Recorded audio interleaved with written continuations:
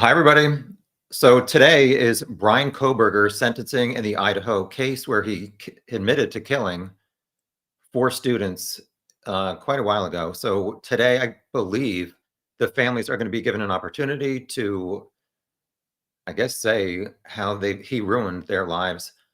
We're not sure if Bryan is going to make any statements, so that remains to be seen.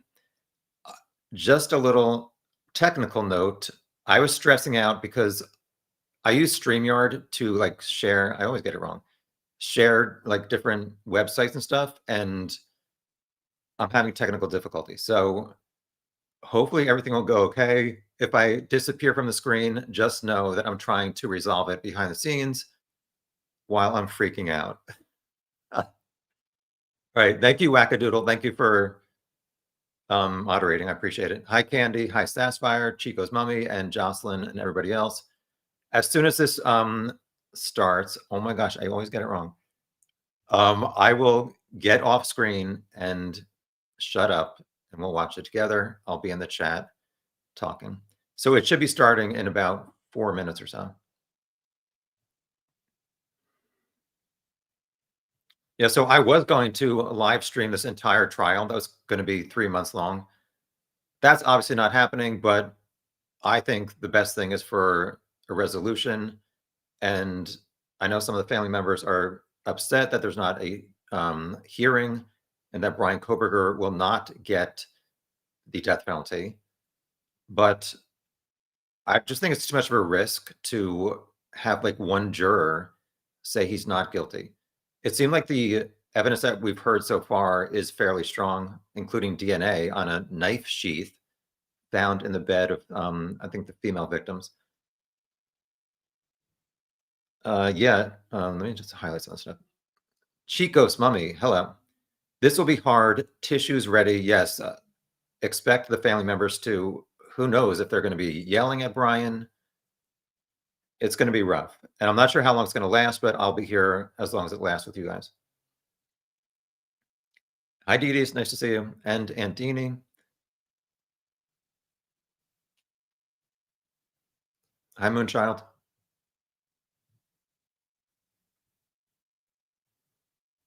I think the last hearing, the plea hearing, it started fairly on time, so maybe a few minutes late. So as soon as it goes, I got it right this time. I'll disappear and we'll just watch it together.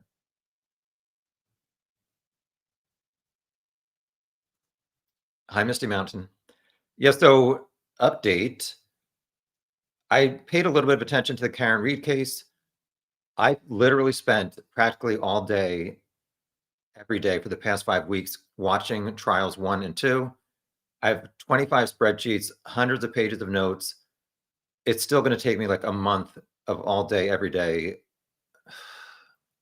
Anyway, so I will be doing a deep dive on Karen Reed's case and expect that hopefully by late August.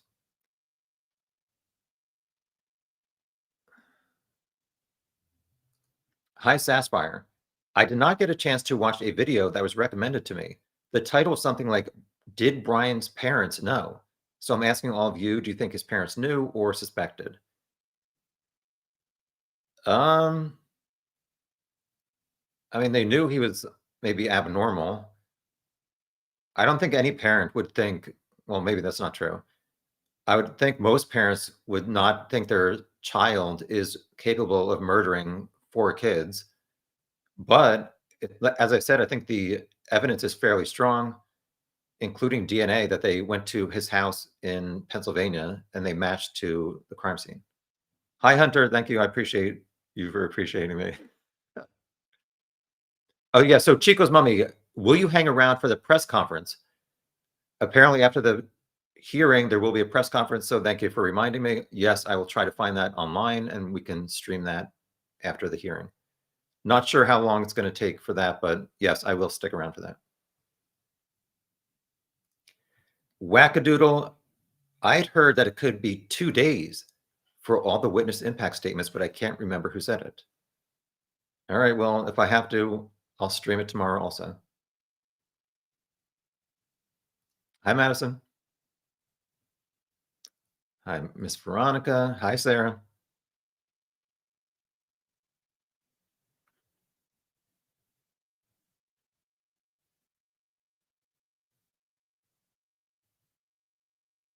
So other than this, I mean, what other big cases are there right now? I guess we're waiting for Luigi Mangione for later this year. The judge is going to set his 2026 trial date. Long Island serial killer Rex Heuermann. The last update I saw on that was there's some kind of arguing, I think, about evidence that should be allowed at the trial or something. There's still not even a trial date for Rex Heuermann, who killed, I don't even remember how many women he's charged with. I think 6. I believe at some point he wanted a separate trial for each victim, but the prosecution is like, no, we want just one trial. Frankie Figs, hello. The court set aside today and tomorrow in case it lasts longer than just today. All right, thank you for the update. Hope you're well. So we are 1 minute past. As I said, as soon as it starts, I'll shut up and get off screen.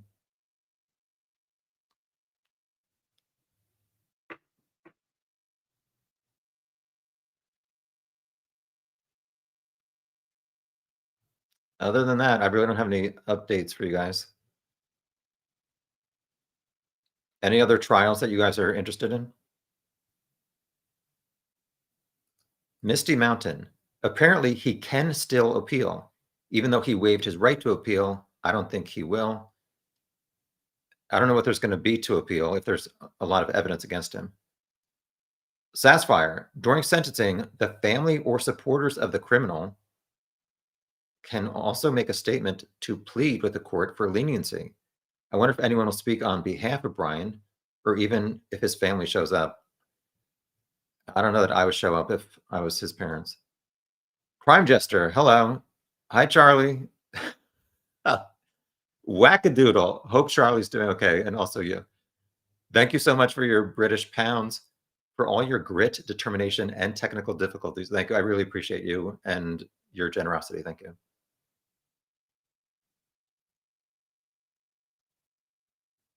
Hi, Scorpio Rising. Thank you for loving me. Yeah, so Adelson trial. I don't really know a lot about this. I think it was some, I don't like to say false facts. Is that the case? I think in Florida, some guy maybe had his ex-wife, he hired somebody to kill his ex-wife. I don't want to say what it is. So I'm not sure of the facts. So I think there's multiple people in this Adelson family who have been charged with murdering somebody. And currently, is the mother going through her trial? Hi, Devin. Was good, y'all. I can't wait to see that Kohberger dude get sentenced to life. Know what I'm saying? Yeah. I know people think like the death penalty is wrong. I would not be upset if Bryan Kohberger got killed tomorrow. I mean, for murdering 4 kids, for what reason? As I said, we're not sure if Bryan is going to make any statements about why he did it, how he did it, if he's sorry he did it. Hi, Ellie. Ellie does not think Bryan's family will be there. I believe they showed most of the courtroom last time. Actually, last hearing, there were 3 different cameras. I tried to zoom in just on Bryan's table. Kind of Idaho come to order. The Honorable Judge Pipler is presiding. Be seated. Thank you.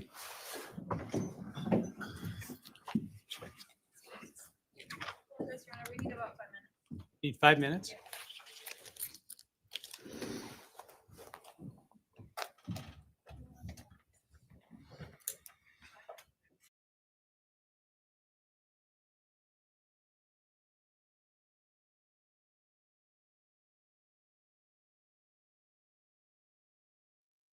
And we're back.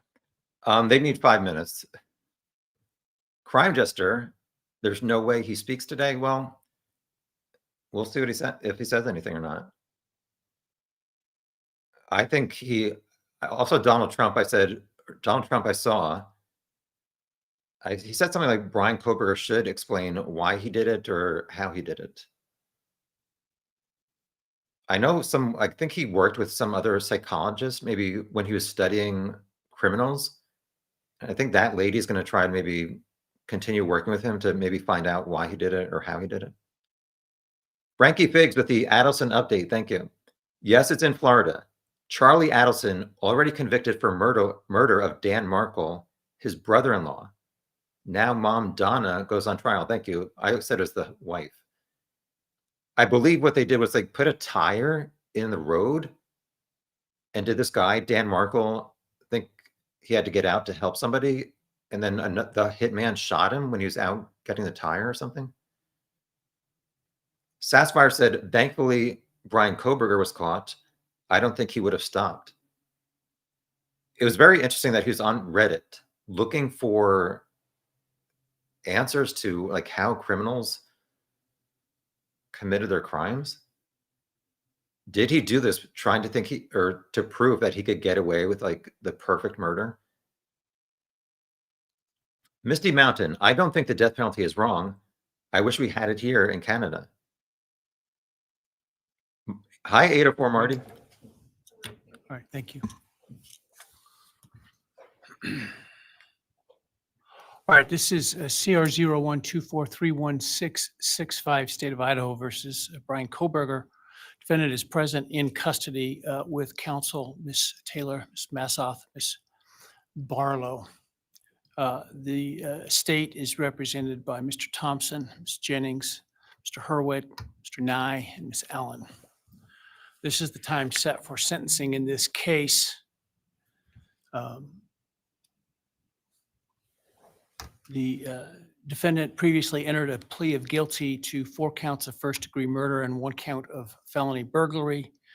In exchange, the parties stipulated to recommend a sentence consisting of, on burglary, 10 years fixed, on each of the 4 counts of first-degree murder, life fixed. The parties waived pre-sentence investigation. To my understanding, neither party submitted a sentencing memorandum or other materials for the court. Court is familiar with the file and the evidence submitted previously by the parties as it has reviewed them throughout the case and in anticipation of trial. Is there any legal cause why sentence should not be imposed at this time? No, Your Honor.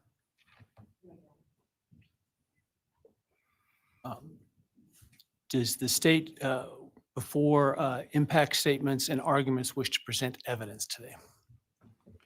Your Honor, the state does not intend to present evidence in a documentary sense. We have provided the court through the clerk with photographs that we would like to use during the course of our sentencing argument. Sure. All right. Thank you. But no testimony other than impact statements? That's correct, Your Honor. All right. So with that, let's start with then impact statements. Ms. Jennings will be introducing And my understanding, just so I'm clear, I indicated through the trial court administrator that we need to see if any of the victims wish to have the camera not running and audio only. And my understanding is all of them indicated they are fine with the video. Is that correct? Yes, Your Honor, that's correct. All right, very well. Go ahead. Your Honor, the first, and we're taking these in the order, victim impact statements in the order that the charges were listed in the indictment. The first charge being burglary. So we will have Bethany Funka's statement, and she has asked that her friend Emily Allant read that statement. All right, any objection to that? All right, very well.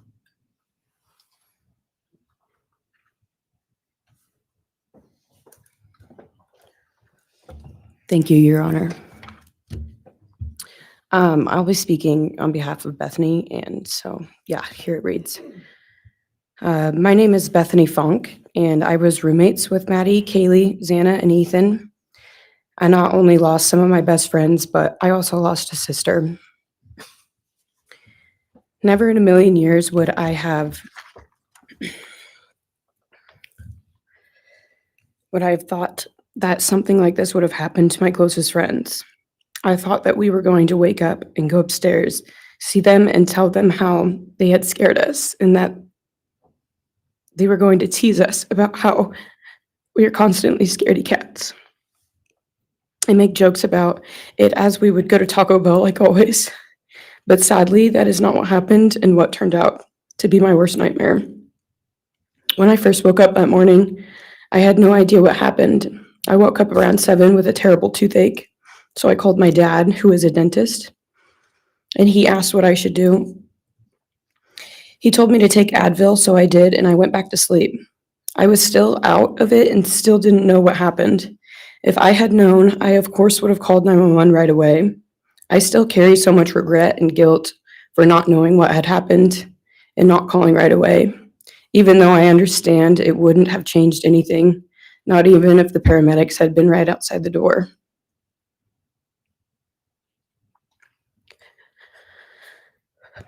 I was so frantic that morning and scared to death, not knowing what had happened. And when I made the 911 call, I couldn't even get out the words. And from then on, I don't remember a thing. It was like my brain wiped that whole memory. That was the worst day of my life. And I know it always will be.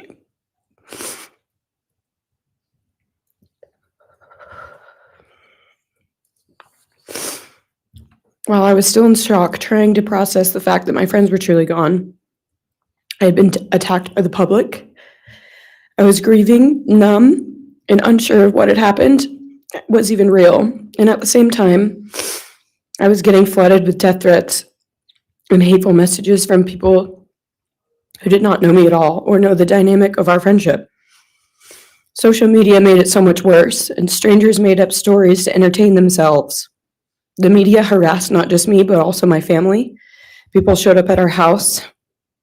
They called my phone, my parents' phones, other family members' phones, and we were chased while I was still trying to survive emotionally and grieve the loss of my friends.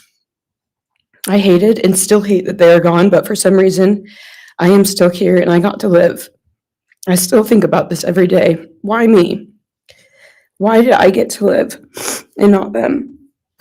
For the longest time, I could not even look at their families without feeling sick with guilt. I did not know what to say or what to do. I was terrified that my presence just made their pain worse, and I was still here when their kid, their siblings, and their friends, their loved ones should have been here instead. After everything happened, I was afraid to go into my own backyard or alone in my house. I was scared that the person who did this would come for me next. I was always scared that the media would try to catch me at any moment of any day, even when I was just walking around my house. I made my parents close all the blinds during the day so no one could see me even in the slightest chance. I barely left the house, and when I did, I made sure I was never alone. I slept in my parents' room for almost a year. I made them double lock every door, set an alarm, and still check everywhere in the room just in case someone was hiding. And I still check my room every night before, and I double lock it. I have not slept through a single night since this happened. I constantly wake up in panics, terrified. Someone is breaking in, or someone is here to hurt me, or I'm about to lose someone else that I love. The fear never really leaves.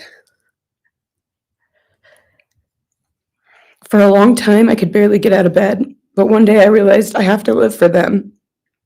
They did not get the chance to keep living, but I do, and I will not take that for granted. So now every day I remind myself to live for them, and everything I do it with them in mind. I am still scared to go out in public, but I force myself to do things because I know that they would want me to keep living my life to the fullest. I am beyond blessed to still be here, and I refuse to take that for granted when they did not get a chance. Our house was not just a house, it was a home. It was where we laughed till we couldn't breathe, make meals, did crafts, binge watch reality shows, played games, and spent lazy days on the couch. It was movie nights, wine nights, morning debriefs, pranks, hot chocolate, cookies, and warmth. I will cherish those memories forever, and I will not let what happened erase how special our home was or how much those memories meant to me. Now, I would like to share some bits and pieces of who they were as people and some of the memories that we shared. One of my favorite memories was Halloween, and we all went to Sigma Chi. But instead of partying, we just sat in an apartment, talking and laughing all night long.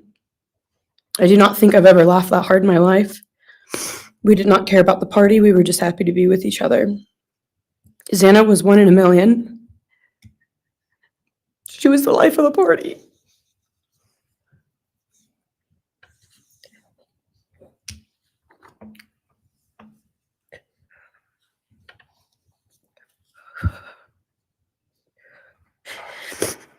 But she was also the kindest and funniest person I knew.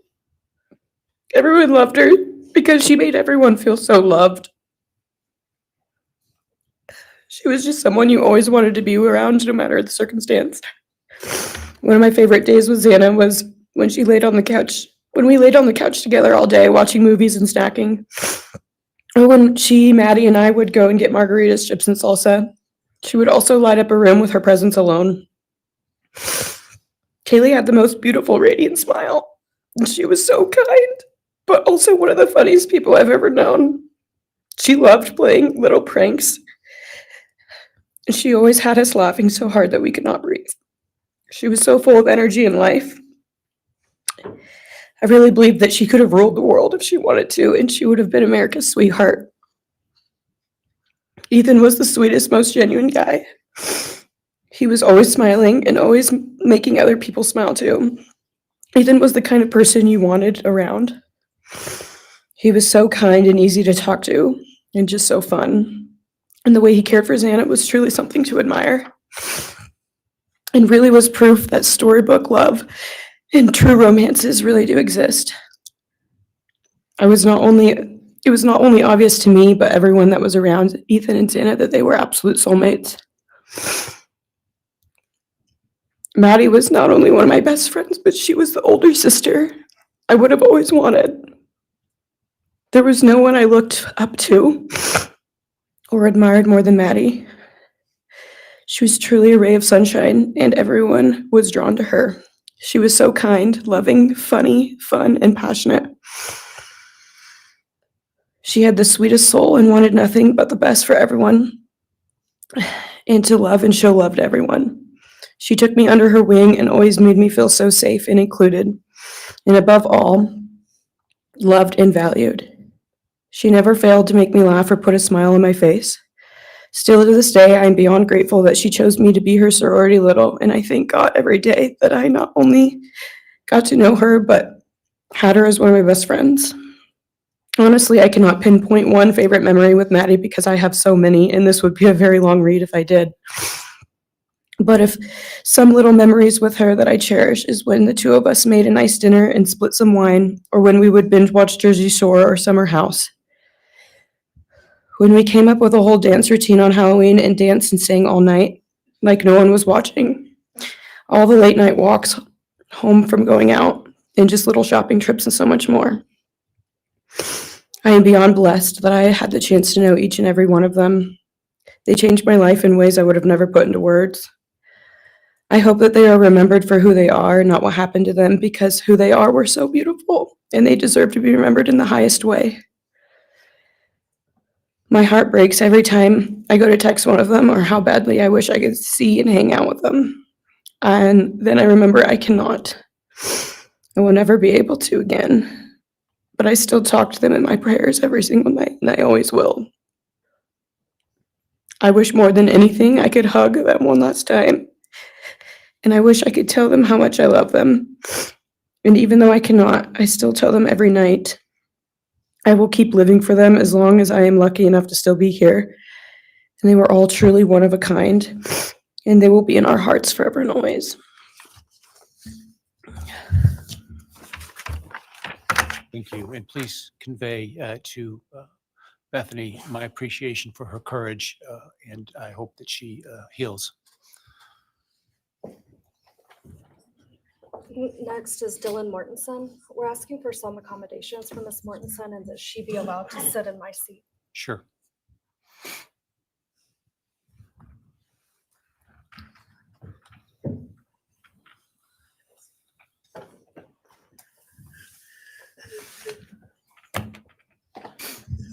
Dylan, just take your time, all right?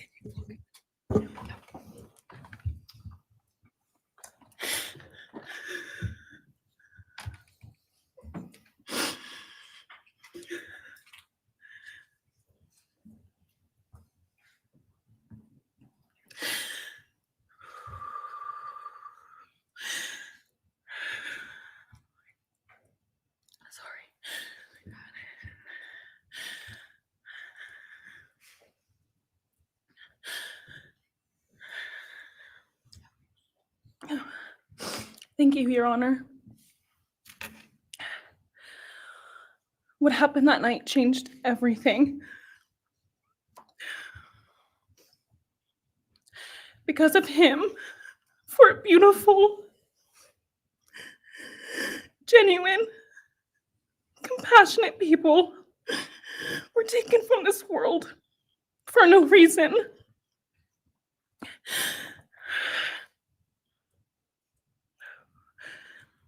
He didn't just take their lives. He took the light they carried into every room. He took away how they made everyone feel safe, loved, and full of joy. He took away the ability for me to tell them that I love them and that I'm so proud of them. He took away who they were becoming and the futures they were going to have. He took away birthdays, graduations, celebrations, and all the memories that we were supposed to make. All of it is gone. And all the people who loved them are just left to carry that weight forever. He didn't just take them from the world. He took them from me, my friends, my people who felt like my home, the people I looked up to and adored more than anyone.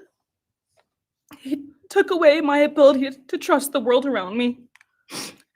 What he did shattered me in places I didn't know could break. I was barely 19 when he did this. We had just celebrated my birthday at the end of September. I should have been figuring out who I was. I should have been having the college experience and starting to establish my future. Instead, I was forced to learn how to survive the unimaginable. I couldn't be alone. I had to sleep in my mom's bed because I was too terrified to close my eyes. Terrified that if I blinked, someone might be there. I made escape plans everywhere I went. If something happens, how do I get out? What can I use to defend myself? Who can help? And then there are the panic attacks. The kind that slam into me like a tsunami out of nowhere. I can't breathe. I can't think. I can't stop shaking.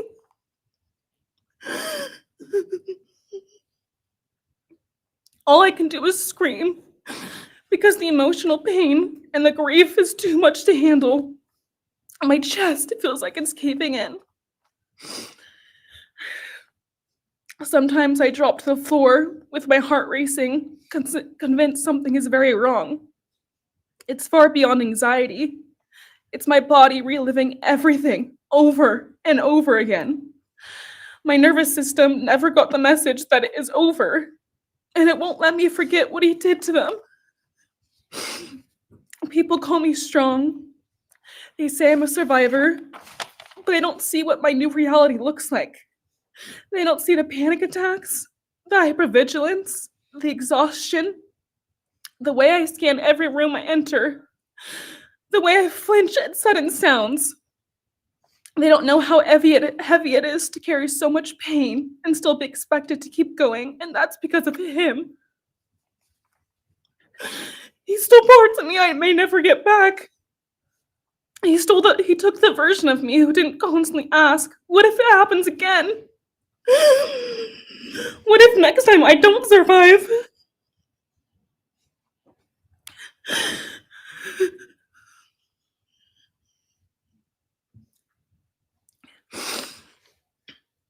He may have shattered parts of me, but I'm still putting myself back together. Piece by piece, I'm learning how to live in this new version of life. It is not easy. It hurts, but I'm still trying. Still trying, and I'm not trying just for me. I'm trying for them, my friends. About a year ago, I had a dream about them. I got to say goodbye. I told them I won't be able to see you again, so I need to tell you goodbye. They all kept asking why, and all I could say was, I can't tell you, but I have to. When I woke up, I felt shattered and heartbroken, but also strangely grateful. Like maybe in some way that dream gave us the goodbye we never got. Still, no dream can replace them, and no goodbye will ever feel finished. He is a hollow vessel, something less than human. A body without empathy, without remorse. He chose destruction. He chose evil. He feels nothing. He tried to take everything from me. My friends, my safety, my identity, my future. He took their lives, but I will continue trying to be like them, to make them proud.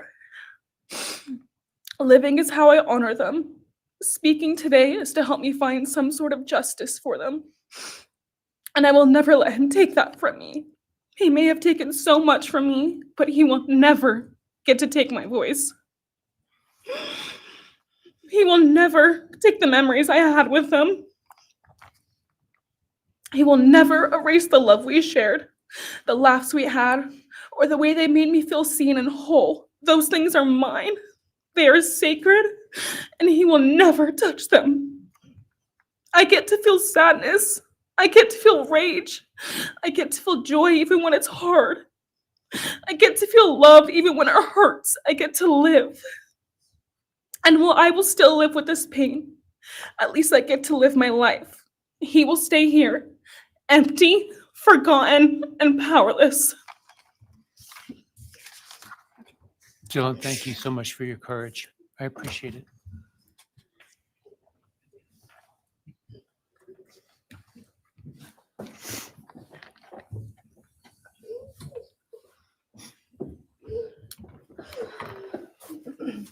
Next, we have members from the Madison Mogen family.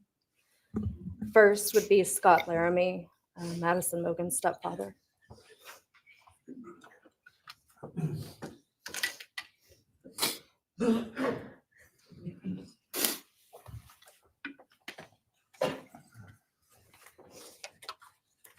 Standing by him is Karen Laramie, Madison's mother. Thank you, Your Honor. My name is Scott Laramie. I'm Maddie Mogen's stepfather and the husband of Maddie's mother, Karen Laramie. I will read this victim impact statement on behalf of Karen and myself. Maddie was our gift of life, our purpose, and our hope. Maddie quickly became Karen's joy, identity, and purpose in life. I joined Maddie's life when she was 2.5 years old. The experience transformed me into a life of joy, love, and family. Maddie was bright, beautiful, kind, empathic. She listened carefully to others and was observant, seeing and caring about the hearts and the minds of all she encountered. She loved music and music festivals. She had a wonderful sense of humor. She excelled in school. She was an easy child to raise, almost never requiring discipline, and almost always giving us parental joy. One time Karen remembers disciplining Maddie as a little girl. Maddie responded, "You broke my heart," which of course melted ours. She had a keen wit, even at that young age. As she transitioned into teenage years, she prioritized us and extended family over many of the distractions that capture teenagers. She showered us with her presence and love at family events, barbecues, picnics, birthdays, holidays, and others. She spent countless hours with her papa, her uncle David, Aunt Nadine, and her other close family and friends.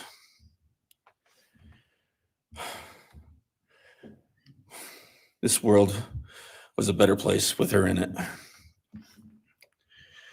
As she reached adulthood, Maddie applied her studies to be a marketing professional, entering into an internship at Payne West, and started planning her professional future. As with all things, she involved Karen and myself in the joy of her journey. As she transitioned into womanhood, Karen and I continued to be astounded at this wonderful and accomplished person we had created. All parents dream of their children accomplishing more than them. We realized this dream, all we had not become, she was becoming. Karen and I are ordinary people, but we lived extraordinary lives because we had Maddie. Maddie was taken senselessly and brutally in a sudden act of evil. She was taken along with the young, promising, and bright lives of Kaylee, Xana, and Ethan. First, we felt disbelief. Next, we felt disorientation. Then we felt grief overcome us. Our grief has compounded even more for the Goncalves, Kernodle, and Chapin families. We speak of hope and healing, and we do have hope and some healing. But the vast emotional wound will never fully heal. Since Maddie's loss, there's emptiness in our hearts, home, and family, an endless void. After losing her mother in a car crash, Karen took years to grieve and recover.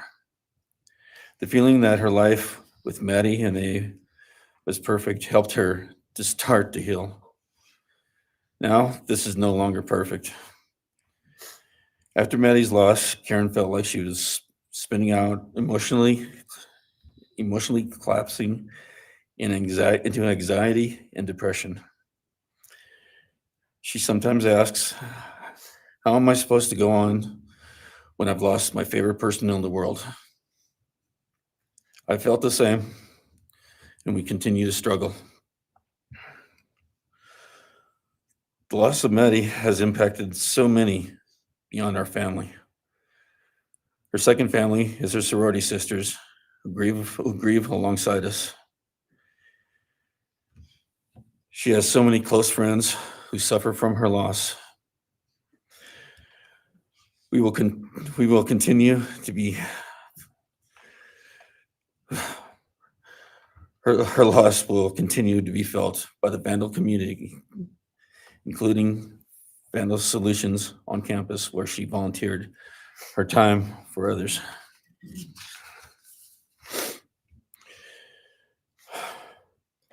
It helps us to know Maddie is in heaven now, freed from the trials of this earth. We, however, continue to live on without the grace and support of her presence. We will grow old without our only child, our bright, beautiful friend and daughter. In the end, there are no words that can accurately capture the devastation of losing Maddie.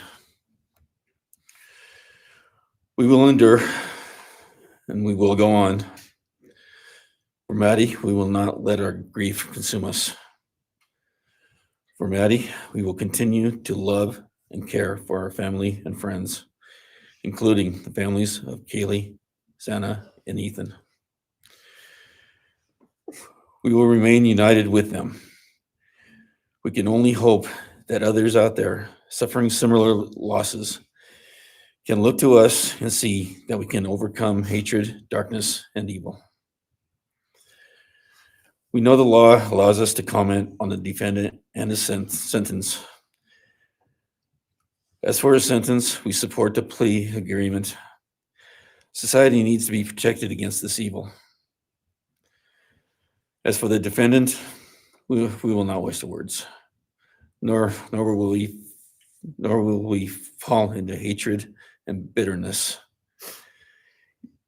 Evil has many faces, and we now know this, but evil does not deserve our time and attention. We are done being victims. We are taking back our lives. We will turn our time, talents, and attention to hope, healing, and helping others, and to the future. We invite all those who have suffered with us on this to join us in our journey. We can make this world a better place. We can move on from tragedy. Adversity will visit us, evil will visit us, but we will overcome. We can and will endure. Karen and I express our gratitude to Your Honor and to the prosecution team for allowing us the opportunity to make this statement. Thank you. Thank you so much for your courage, and I am so sorry for your loss. God Thank bless you, Your Honor.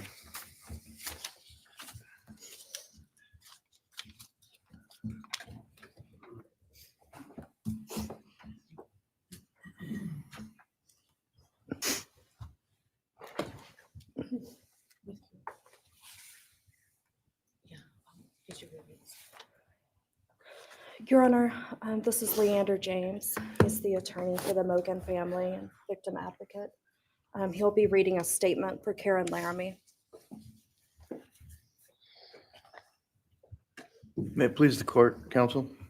My name is Leander James. I am the pro bono counsel for Karen and Scott Laramie. Karen has asked me to read this statement into the record. I thank my husband, Scott, for his statement, his courage, and his unending love and support during this dark time. While words are inadequate to capture the impact of this horrific crime on our family, he expressed it as best anyone could. For Maddie's sake, I will add my supplement statement that incorporates additional impact in the context of my extended family. I am grateful to Maddie's great uncle, Bryan Kohberger, for assisting me with the difficult task of putting our pain into words. For me and my extended family, Maddie was our hope and our light. Her beauty, both outside and in, shone its light upon everyone with whom she came in contact. Her beauty, she carried that hope and light into the future for our entire family. We have memories of our Maddie and grief and pain at her being taken from our presence. Any one of us would have given our own light to have been outshone by hers. We now look to our Creator to know that her light continues where we look to see her in His presence. Those who commit evil for their own twisted gains and purposes truly defile the efforts and sacrifices of mothers, fathers, families, teachers, clergy, public servants, service members, and all those who commit themselves to the greater good, freedoms, and the future light of our nation. Condemnation falls heavily upon those who squandered the lives of our future hopes and dreams. Some may offer forgiveness for what the defendant has done. However, we cannot at this time, or perhaps ever, nor will we ask for mercy for what he has done. His acts are too heinous. The agony and grief he has caused, too great. But we will waste no further words or thoughts on him. For Maddie's sake, we will move on. We will do our best to carry Maddie's light into this world and make it a better place. I thank the court and the prosecution for allowing me the opportunity to make my statement. And I thank all those who have and will support my family and the families of Kaylee, Xana, and Ethan. Thank you. Thank you. Thank you, Mrs. Laramy. Appreciate it.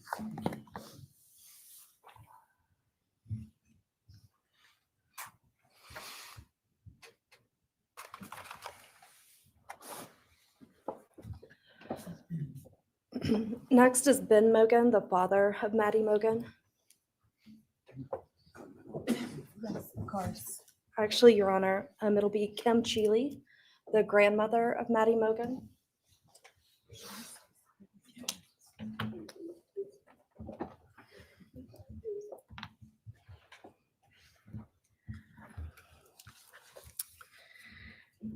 My name is Kim Cheeley. I was Maddie Mogen's paternal grandmother, as Ben Mogen, her father, is my son. I'm here today with my sister Lori Cheeley, Maddie's great aunt, and my son Ben Mogen, and my daughter-in-law Corey Hatrock. I'd like to begin by thanking a number of people involved in bringing this case to closure. In my daughter's words, the plea deal the prosecution team reached this month is one that punishes the perpetrator of this horrendous crime, protects the public from further harm, and allows all of us who knew and loved these kids the time to grieve without the anxiety of the long and gruesome trial, the years of appeals, and potential for mistrials along the way. My family and I are so grateful to Bill Thompson and his prosecution team for their dedication and painstaking work that forced the perpetrator to admit his guilt.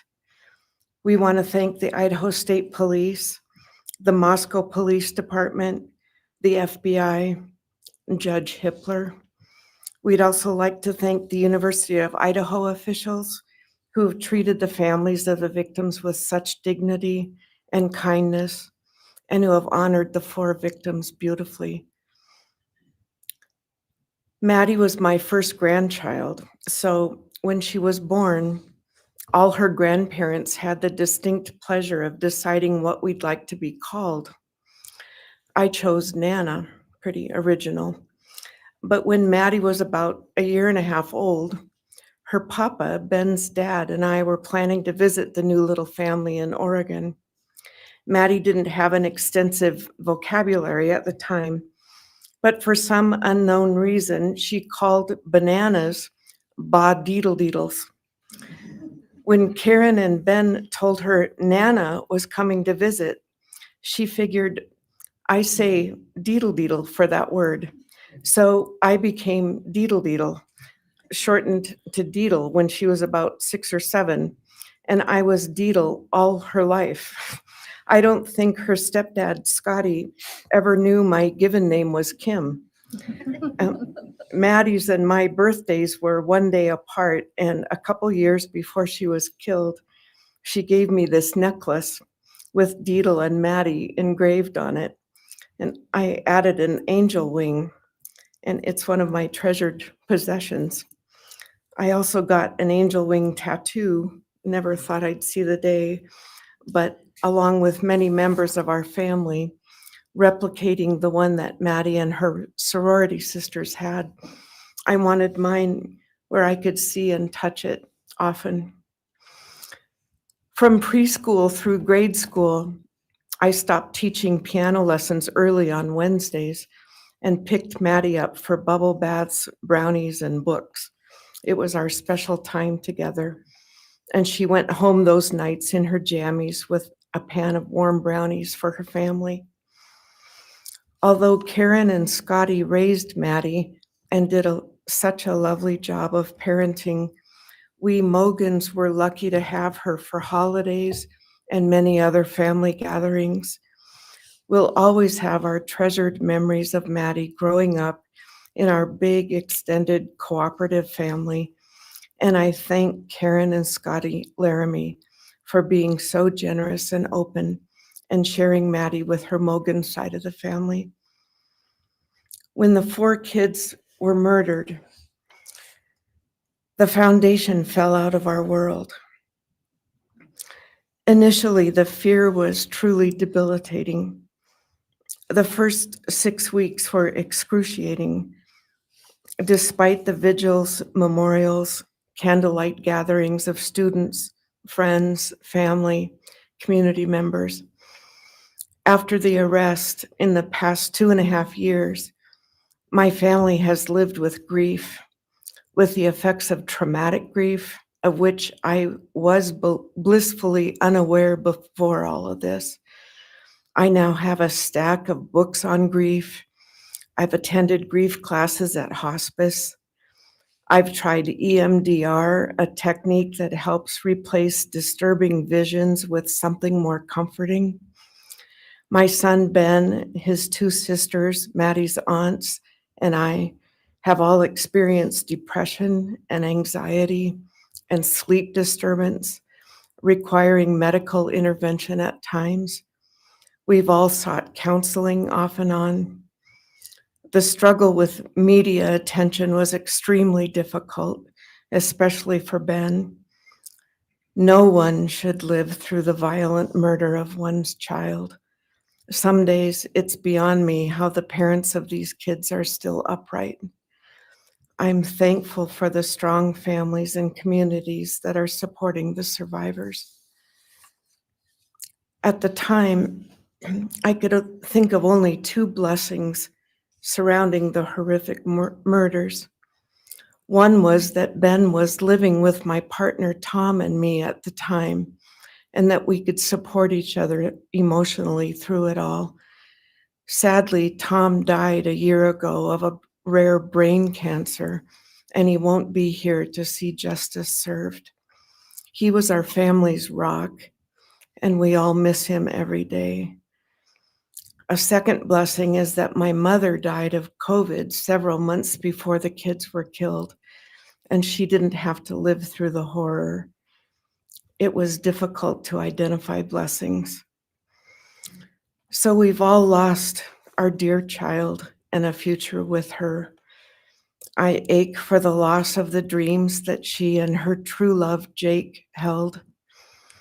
And my heart goes out to Karen and Scotty and your side of Maddie's family.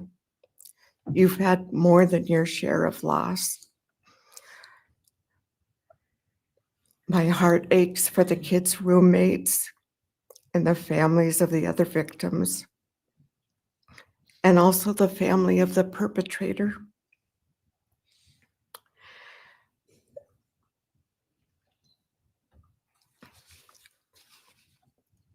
Going forward, we Mogens are choosing to put our energy and focus into honoring Maddie's too short life and sweet spirit by celebrating Maddie May Day, which my 2 daughters established. On May 25th each year, Maddie's birthday, we encourage folks to do random acts of kindness in Maddie's name. In my daughter Katie's words, may we all protect our peace in whatever way possible, unite in community, and focus on joy. Please do an act in kindness in Maddie's honor during this week, so a glimmer of Maddie's light may live on. Thank you. Thank you, and I appreciate your courage, and bless you and your family. Thank you.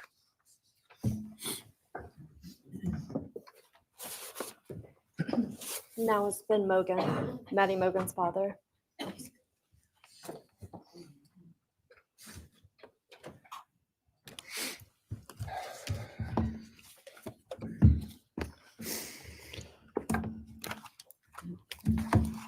I'm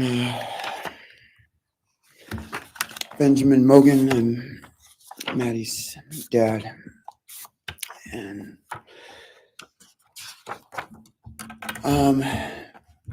first, I just want to say thanks to all the people that helped bring this all to a close. I know it's not the resolution that everyone,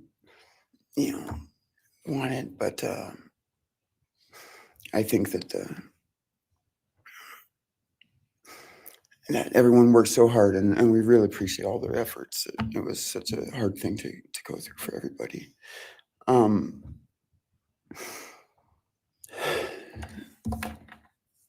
Maddie was my only child that I ever had.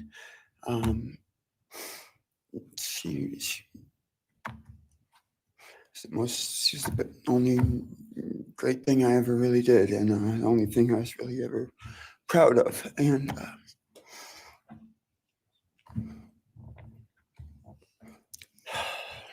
I thought we would have the rest of our lives together to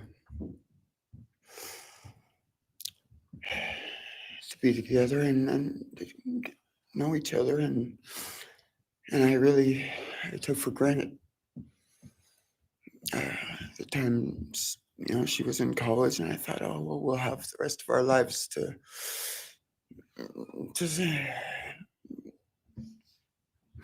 do all the stuff that we're supposed to do, and she was just about done.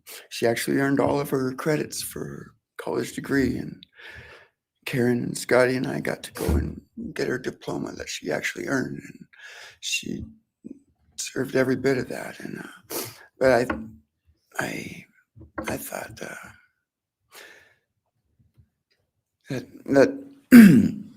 that was going to be just the beginning of a long life together, and we never got that. Karen and Scotty did such a great job raising her after Karen and I split up, and I'm so thankful for Scotty and the role that he played in her life when I wasn't able to. But we got to spend a lot of great times together, Maddie and I. She was my favorite person to go to a concert with. We got to see some fun shows together, and I told her, if there's ever a show that you want to go to, let me know, and I'll get you tickets for you and your friend, or if we want to go together, we'll make it happen. And my favorite memory with her was when the Mac Miller show sold out here in Spokane, and everyone wanted tickets, no one could get them, and on the last day before the show, they did a radio thing, and I got 4 meet and greet tickets for Maddie and her friends, and me to go and see the show. And that was her favorite artist at the time, was Mac Miller, and he's gone now too. And my little cousin Zach drove us all there that night, and he's gone too, tragically. And anyway, the last thing that she ever wrote to me was this Father's Day card, and I'm so glad I still have it. I'm just going to read what she said. It says, "Happy Father's Day. I hope you have the best day. I can't wait till we can hang out again soon. I'll be in Coeur d'Alene 624 to 74. Hopefully we can find a time then. I love your birthday card that you sent me, by the way. Maybe we can see a concert sometime soon. I'd love to see the gorge when it's not so smoky out. I hope you're doing well. I'm proud of how far you've come. Thank you for always encouraging me to do my best. Love you lots and lots. Love, Maddie May." She did encourage me to not just to do my best, but to live on. I went through a lot of issues with addiction and with substance abuse, and when I wasn't wanting to live anymore, she was what would keep me from just not caring anymore, and knowing that she was out there and that she was just such a beautiful person kept me alive a lot of rough moments. And I'm so glad that she was able to meet Jake. He was the only one that actually ever got to take her to the gorge. They went and saw Watershed together, and yeah, they had a heck of a time. I'm just glad she got to. That's a really special place for me, and she always wanted to work out there with me in the summer sometime. She never got to, but at least she got to see it once with Jake. He was such a great guy. He is such a great guy, and I really wanted to see what a future with them would have looked like. I'll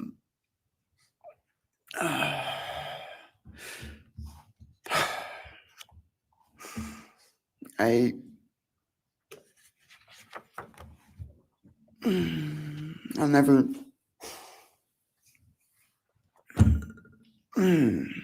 I'll never be able to replace her. I wrote a bunch of stuff. I just don't know what to say right now. I just miss her so much, and I just love her more than anything. And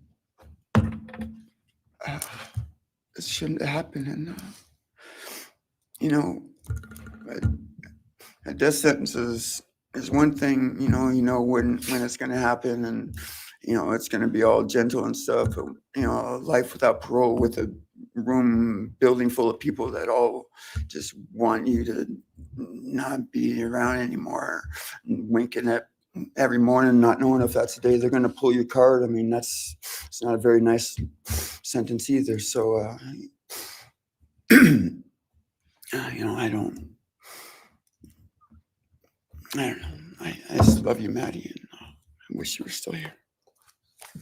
Thank you so much.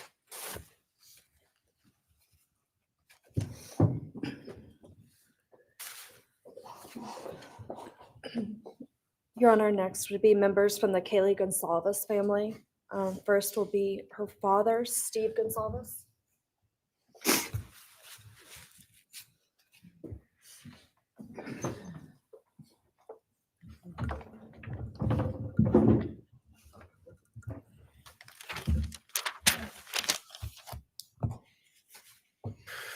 Today, we are here to finish what you started.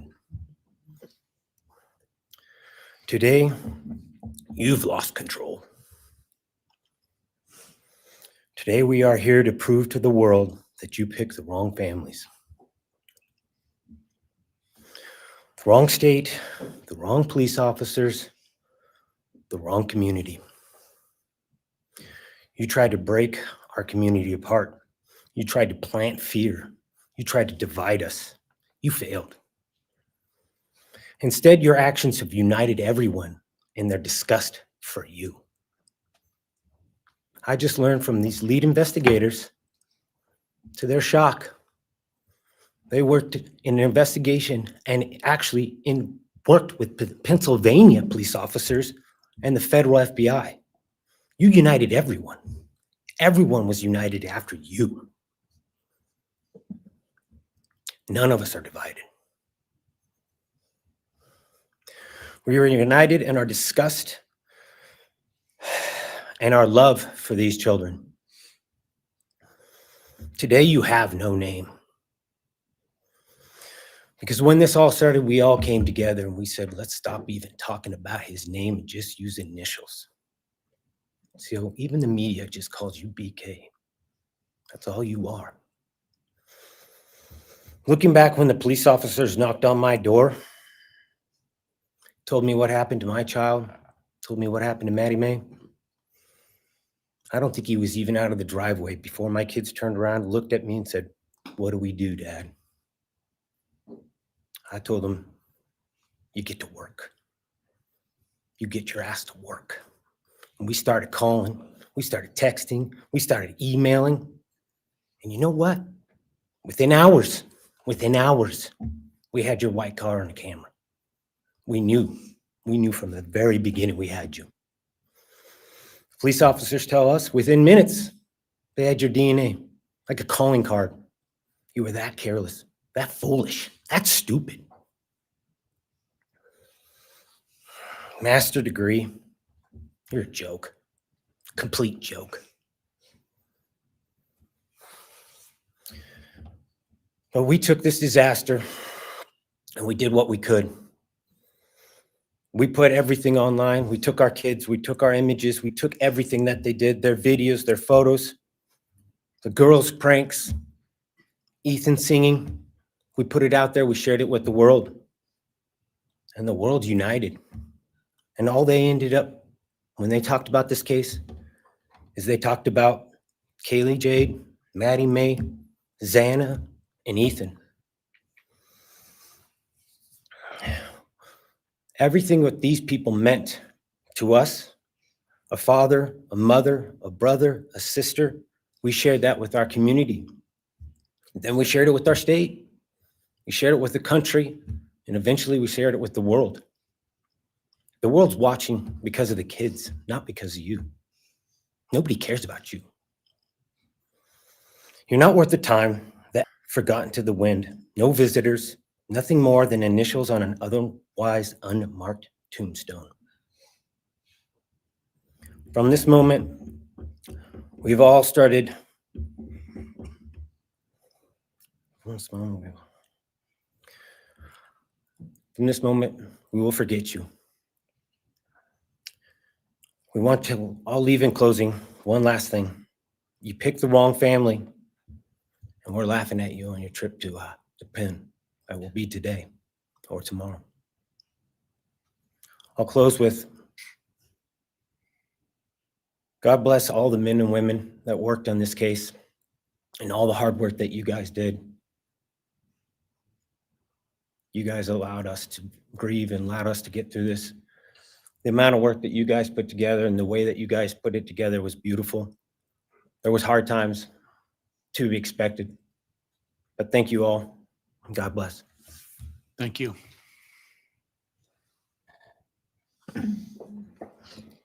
Your Honor, next is Stephen Goncalves, Kaylee's brother.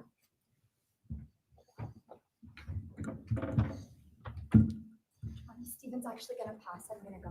Okay. Olivia Goncalves, Kaylee's sister. Hello, I'd like to start by thanking the court for allowing me the time and opportunity to speak today. My name is Olivia, and I'm the big sister of Kaylee Goncalves, and I was blessed to love Madison Mogen as a sister too. I'm not here today to speak in grief. I'm here to speak in truth. Because the truth is, my sister Kaylee and her best friend Maddie were not yours to take. They were not yours to study, to stalk, or to silence. They were two pieces of a whole, the perfect yin and yang. They are everything that you could never be. Loved, accepted, vibrant, accomplished, brave, and powerful. Because the truth about Kaylee and Maddie is they would have been kind to you. If you had approached them in their everyday lives, they would have given you directions, thanked you for the compliment, or awkwardly giggled to make your own words less uncomfortable for you. In a world that rejected you, they would have shown mercy. Because the truth is, I'm angry. Every day I'm angry. I'm left shouting at the inside of my own head everything I wish I could say to you. The truth about me is when I heard the news, I didn't cry. I listened for them. I promised them I would, that I would fight for them, that I would show up no matter what it cost me. I swore I'd never let them feel alone. Because you see, I've always been their heavyweight. I've always been the one to fight the battles they didn't feel ready to fight themselves. All it ever took was a call, and they knew I would handle it for them, no matter the time, no matter the cost. They could wave their white flag because they knew I would never back down, not for them, and not even death could change that. Somewhere along the line, I started to think about what I would say to them if I was given just one last chance. If I could gather enough heartbreak or love or sacrifice or whatever it took to get just one message across, what would I say? Throughout this entire process, I've written my feelings down at every moment, my wishes, my love, my denial, my anger. And as one final act of love, I'd planned to read these thoughts, even jarring and discombobulating and not even making sense. Because for me, that was true love. as bare and as naked as it could be, not laced in pretty words or dressed for the occasion, but written through bleary eyes at 2 a.m. with clenched fists, angry at this reality. My true final act of love was to continue on without them, for them. That dream to read aloud my love to them, to bring meaning through pain, was the latest blow in realizing you don't deserve it. And Kaylee and Maddie don't need it. Kaylee and Maddie have always known my love, and they would never ask me to prove it by further victimizing myself to a defendant who has shown no guilt, no remorse, no apprehension.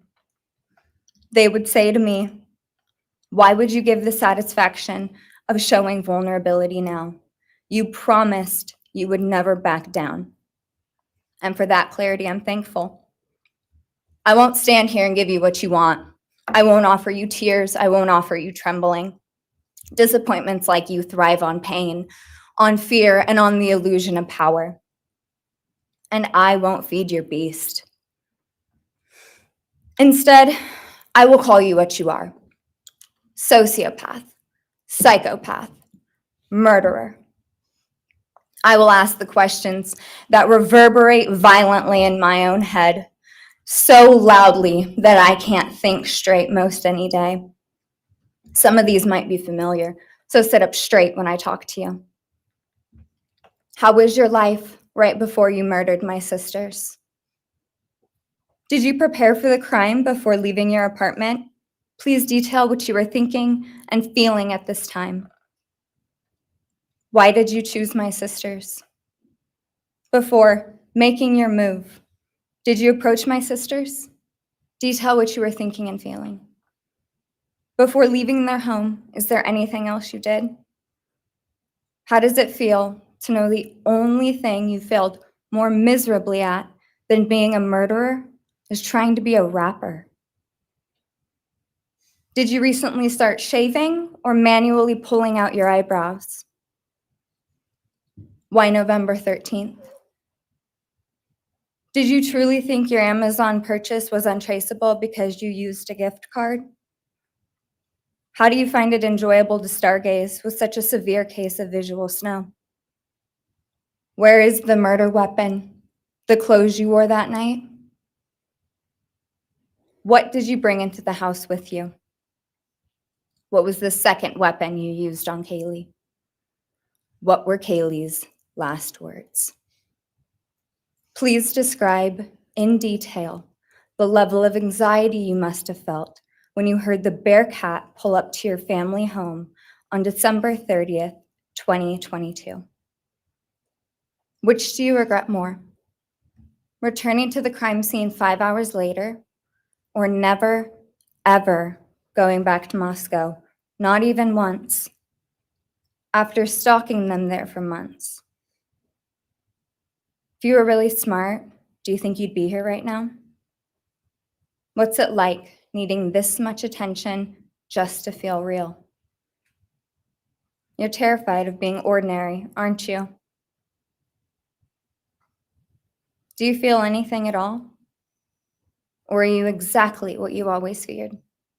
Nothing. If you're so powerful, then why are you still hiding, defendant? You see, I'm here today as me. But who are you? Let's try to take off your mask and see. You didn't create devastation. You revealed it in yourself. And that darkness you carry, that emptiness, you'll sit with it long after this is over. That is your sentence.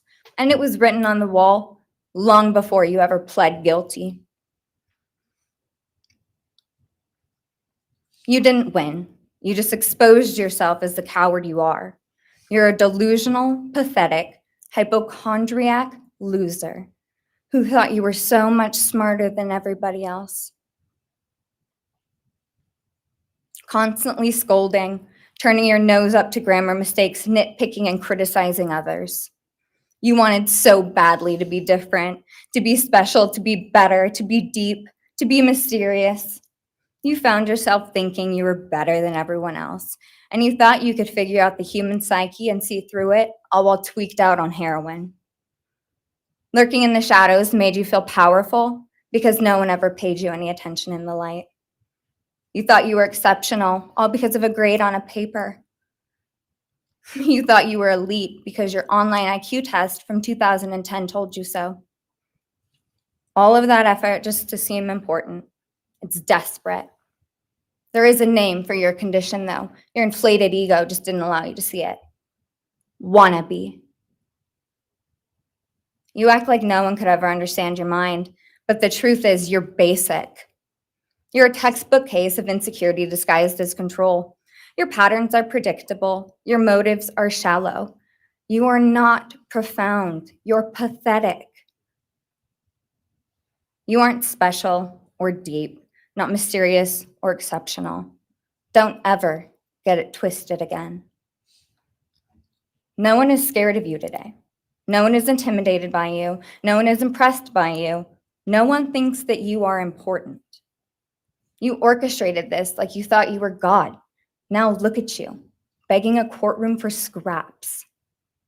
You spent months preparing, and still all it took was my sister in a sheath. You work so hard to seem dangerous, but real control doesn't have to prove itself. The truth is, the scariest part about you is how painfully average you turned out to be. The truth is, you're as dumb as they come. Stupid, clumsy, slow, sloppy, weak, dirty. Let me be very clear. Don't ever try to convince yourself you mattered just because someone finally said your name out loud. I see through you. You want the truth? Here's the one you'll hate the most. If you hadn't attacked them in their sleep, in the middle of the night, like a pedophile, Kaylee would have kicked your fucking ass. Thank you. Thank you.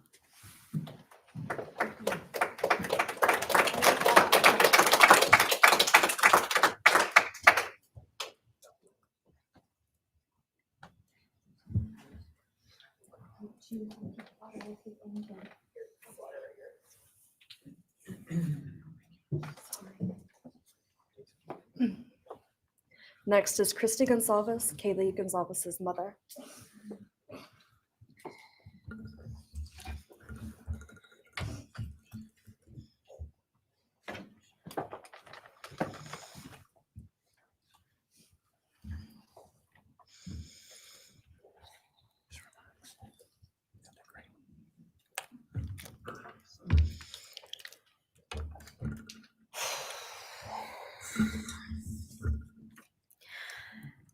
Thank you, Your Honor.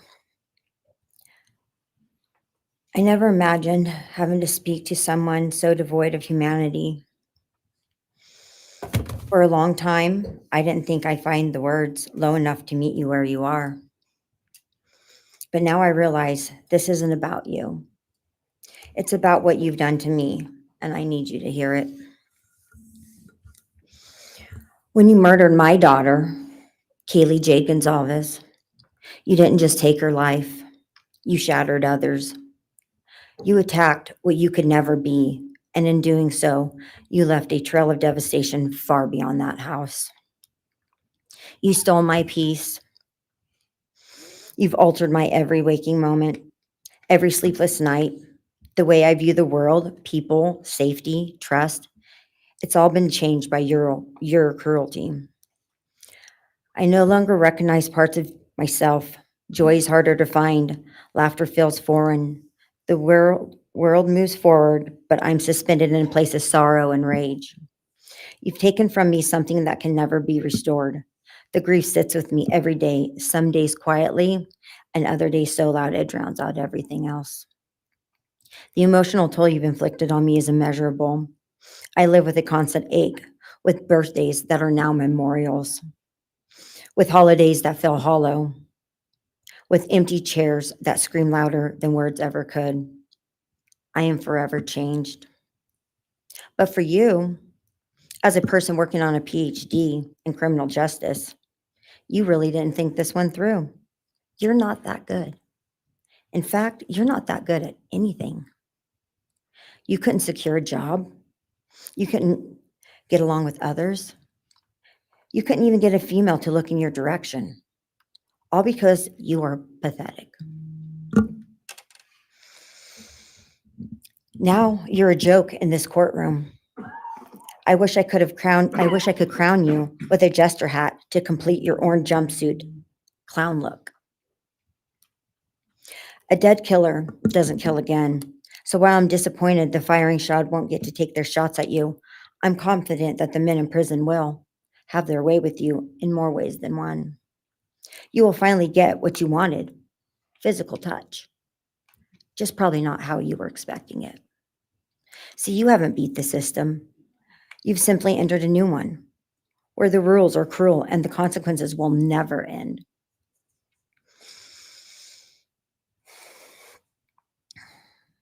You are entering a place where no one will care who you are and no one will ever respect you. You will be forgotten, discarded, used, and erased.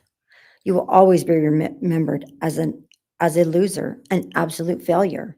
And when those prison doors slam shut behind you, I hope that sound echoes in your heart for the rest of your meaningless days. I hope it reminds you of what we all already know. You're nothing. May you continue to live your life in misery. You are officially the property of the state of Idaho, where your fellow inmates are anxiously awaiting your arrival. But it's okay, because they're there to help you. Hell will be waiting. Quick message from our youngest daughter. Aubrey wanted to say, you may have received A's in high school and college, but you're going to be getting big D's in prison. Thank you.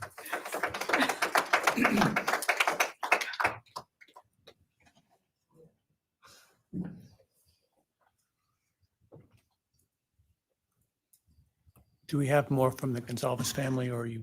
Yes, next would be Shannon Gray, the Goncalves family attorney. He'll be reading statements from Kaylee Goncalves' grandmothers. Morning, Your Honor. Shannon Gray, the attorney for the Goncalves family. I actually have 3 statements, one from her aunt and 2 from her grandparents. This is from her aunt, Tammy Butts. You in the cloak of darkness made a decision to turn our whole family's world upside down forever. You in the cloak of darkness took our Kaylee J. Goncalves away from us all without hesitation. Never have you shown any remorse or regret. We just get creepy, non-expressive stares as you have your team of women defend you.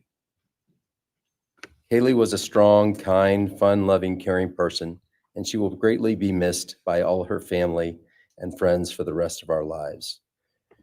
She had goals in life that you took from her and us. We lose on watching her enjoying her life, working hard and building the future she wanted. She was ready to start that after college life. You in the cloak of darkness took it all away.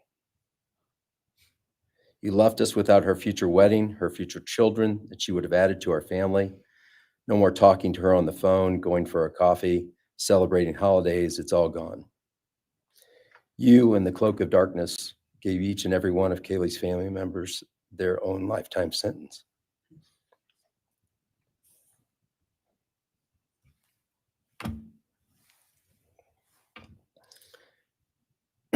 You in the cloak of darkness also took our Maddie Mae from all of us. She was so genuine, caring, polite. She was part of our family. You came in, harmed our children that were younger women than you in their own beds. You're nothing, you're a coward. It's not right that you have received life. I pray that you meet your end in the cloak of darkness, burn in hell. I have 2 other statements, Your Honor.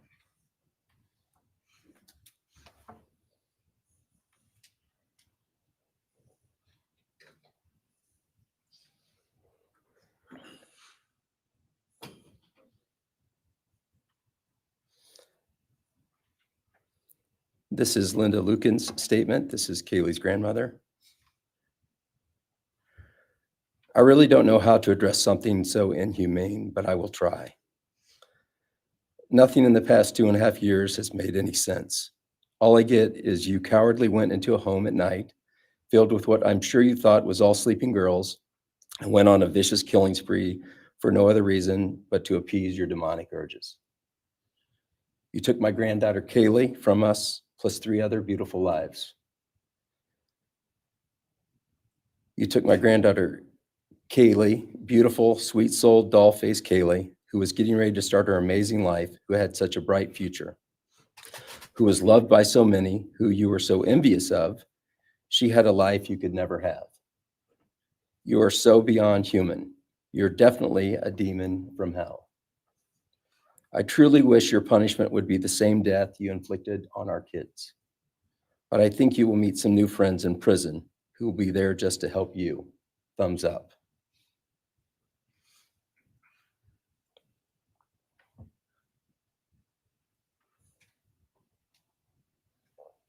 And I have one last statement, Your Honor. This is from Cheryl Goncalves, Kaylee's other grandmother. John 1:5 says, light shines in the darkness, and the darkness overcomes it not. Somewhere in your life, some jealousy, envy, ego, something went dark. It pushed out all light until you became dark and evil. And when you saw my granddaughter and her friends, their light, because they have such a light, you couldn't stand it. Because the darkness in you could not stand the light in them. And so you decided to destroy it. Cowardly, you walked into their rooms in the dark and took their lives, hoping to get rid of your darkness. But you didn't. You failed. Because you know what was once a light shown only to their friends, families, and loved ones is now all over the world.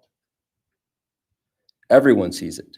Their smile, their beauty, their plans, everything they were and had.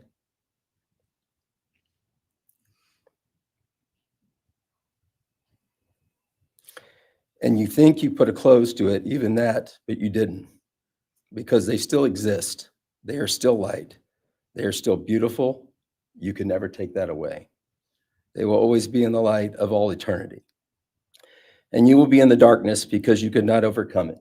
You failed. I want you to be gone, more than gone. I want you to be cast out. Cast out from my life, from my family, from this earth. I will not allow your hatred to penetrate into my own soul. You did not get that power. You are evil, and in the end, evil is eradicated. You didn't take Kaylee's light, you spread it into the world. Thank you, Your Honor. Thank you. All right. If the are you moving to a different family now? All right, why don't we take a 10-minute recess? All right.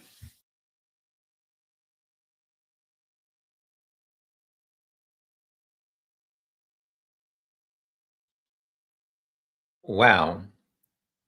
So we're on 10-minute recess.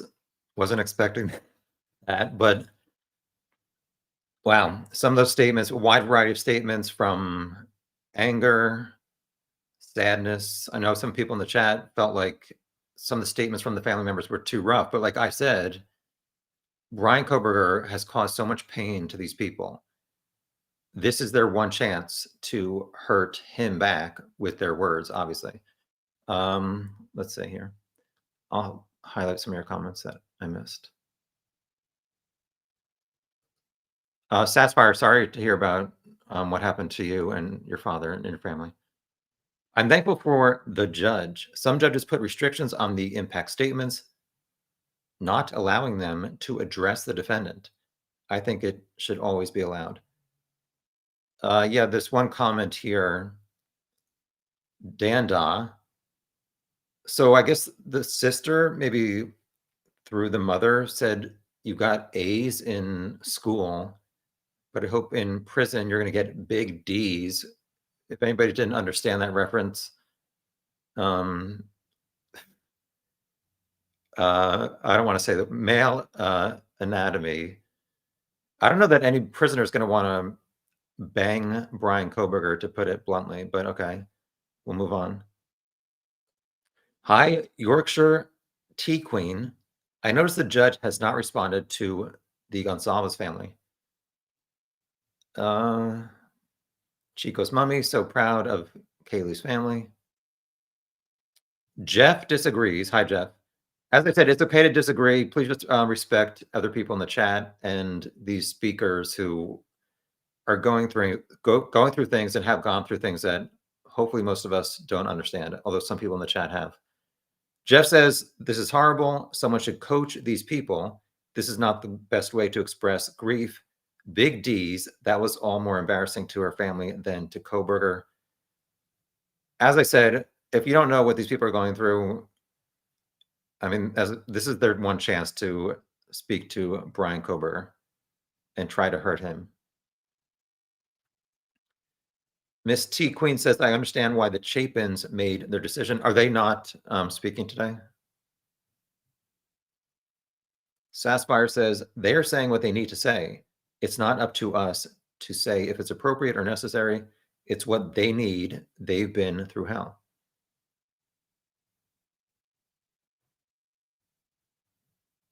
Hi, Mustang. Mustang says, I think they should get to say whatever they want. Hi, Red Sauce. There's no cookie cutter victim impact statement. Yeah, we've seen a very wide variety already. They're allowed to do it their own ways. No right or wrong, just different. Yeah, I was wondering if the judge was going to interrupt and say, that's a little bit extreme, but he's letting them say what they want, which they should be, in my opinion.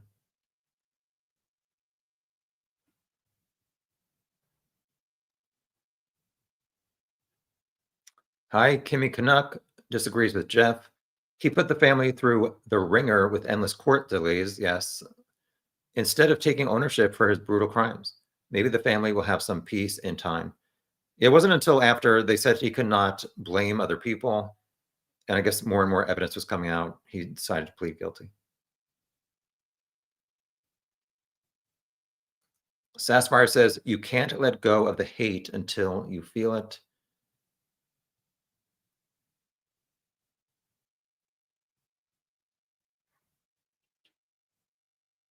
I guess Jeff has an issue. They're talking more about the murderer, Bryan, than their loved ones. As I said a few times, this is their one chance to speak to this guy who took away their loved ones. Some are saying the positive things about the 4 kids who were killed, and some of them are just like brutally like dismantling any kind of self-worth that Bryan Kohberger had, which probably never had. Hi, Roland. Not hi, Roland, but hello, Roland. I would argue that a victim impact statement is not about finding a way to peace. It is to express to the court how the defendant's crime have affected you, your life, and your feelings. Yeah, well, the judge is not really, I mean, it's just going to be a life sentence. So I think in some of these cases where there's a victim impact statement, the judge has a range of years to sentence the defendant to. But in this case, it's definitely going to be life in prison for all 4 victims. Chico's mummy, the judge has to go adjust himself. Yeah, he was crying. Apparently the prosecutor was crying. No real, I know some of you guys were doing some body language analysis of Bryan Kohberger. Not very expressive. He did like gulp a few times. He moved his chair back like once or twice, but other than that, no major reaction.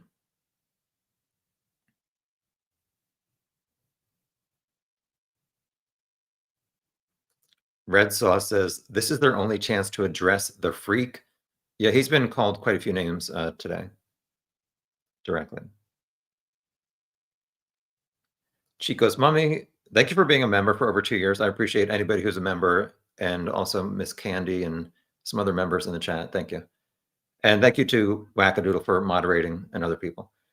Chico's mummy, I loved everything they said. It's not up to me to silence or sanction any of these people.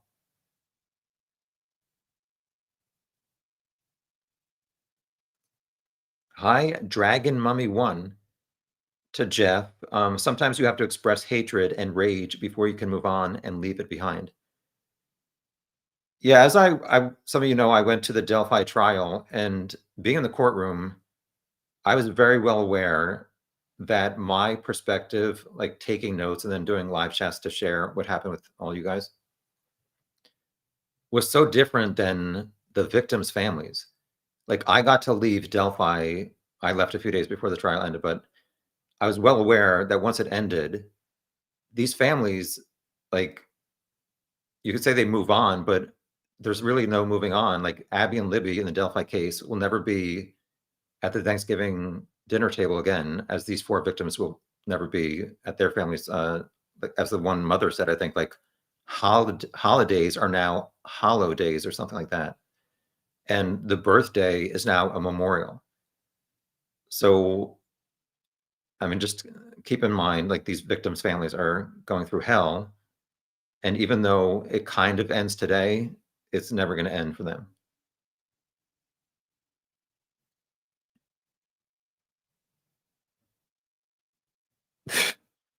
Crime jester, I'm not going to highlight that, but thank you.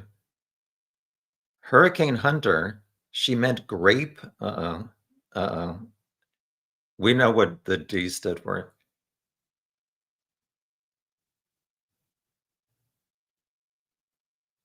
She Elf. Hi, She Elf. Is Brian's family present? I am not sure. We're still waiting to see, is Brian going to make any kind of statements? I was looking at the table in front of him. On the right, it seems like there's a notepad with a pen. On the left, there seems to be a paper with maybe a large photo at the bottom. So I don't think I saw any kind of statement that he's going to read. Obviously, the sister just said, I want to know all these things, that why you did it, how it played out. Is he going to stand up? Is he going to be given an opportunity to even stand up by the judge to make any kind of statement? What do you guys think? Is he going to say, I'm sorry, I'm guilty, keep it short, or reveal anything? I would say I doubt he's going to reveal anything. I know you guys think he's like absolutely psycho. And that the sister saying, I want to hear that, how it played out, where is the murder weapon, where are your clothes? Does he want to have power over her and all these other people and not reveal that information, at least today?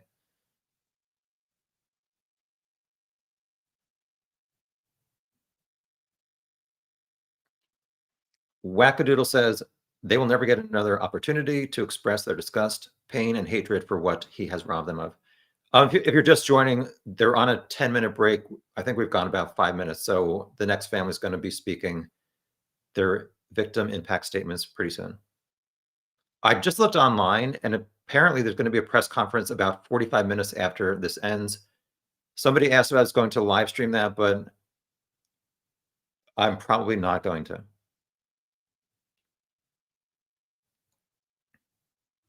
Jeff says, expression of hate is glee for a psychopath, I guess, like Brian. So you think Brian is enjoying this, seeing the families so upset? Hi, Mr. Furley. Sorry, that's from Three's Company. Who are we to judge? Go through what these families have gone through, then maybe I'll entertain your objections to what you're hearing. Kimmy Canuck says, the parents of Ethan, the Chapins are at their cottage property on the lake. They said they would not be attending. All right, thank you for clarifying. Red Sauce, I've seen victim impact statements where they scream and yell and gesticulate at the defendant. Probably very cathartic for some. Yorkshire Tea Queen, I hope this allows the Goncalves family to move on. Sorry if I'm mispronouncing your town's name. Hi, Lisbeth. Lisbeth agrees with Jeff.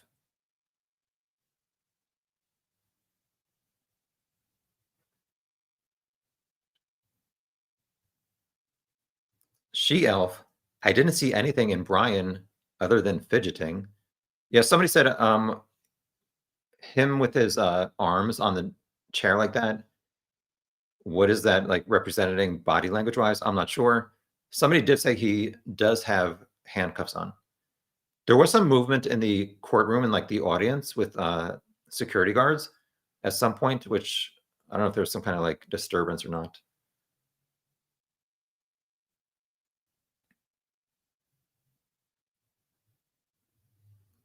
Hunter, yes, sorry, Hurricane Hunter.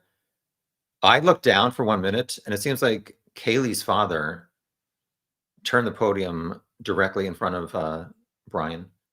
Moving the table was a powerful move, but now we couldn't see sister nor mom's face. They had beautiful victim statements, but we didn't see their faces. Yeah, I did notice that they were kind of off screen for that part. Mr. Furley, Bryan is going to be a bottom. I don't know that anybody wants to hook up with Bryan. Yeah, we'll see. Is somebody going to kill Bryan Kohberger in prison? Red Sauce, I noticed that also. Just noticed I wrote KB instead of BK. He's getting so irrelevant, I can't even get his initials right anymore. Mr. Furley says not a PhD. Yeah, what is his reason going to be for doing this? Getting away with the perfect murder? Saspire, it's easy to say people should act mature, composed, and dignified when you haven't experienced this horror yourself. There's no right or wrong way to grieve. It's worse when it's murder. Miss Dog Lover, hi, nice to see you. Say hi to your dogs for me. He won't, Bryan won't speak. He's a coward. We'll see. I mean, he is a coward, but we'll see if he says anything at all. Thank you to this person, Gengi Neck. We were talking about, or actually, the grandmother was saying her nickname was Nana, but then it got changed to the nickname for Banana. My grandmother's name, one of them was Gengi, so I'm not sure if that's how you pronounce yours. Bryan's mother and older sister are present. All right, thank you for clarifying.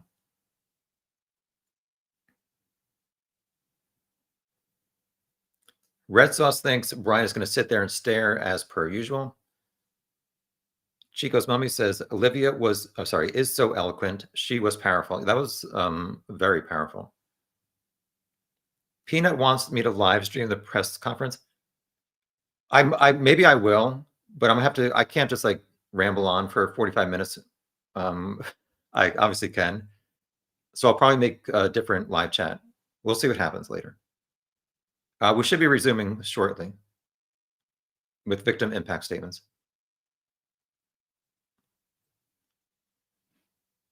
Kimmy Canuck, I heard that Bryan's father will be speaking. Yeah, so I guess other people are allowed to speak on Bryan's behalf instead of not shouting at him, but dissing him. Not just the victims. So we'll see about that. Chicos says people should watch other trials victim statements if they think this is bad. I suggest start with Letitia Stauch. Didn't she murder her stepson or something? She was screamed at. Well, if you murder somebody, you deserve it.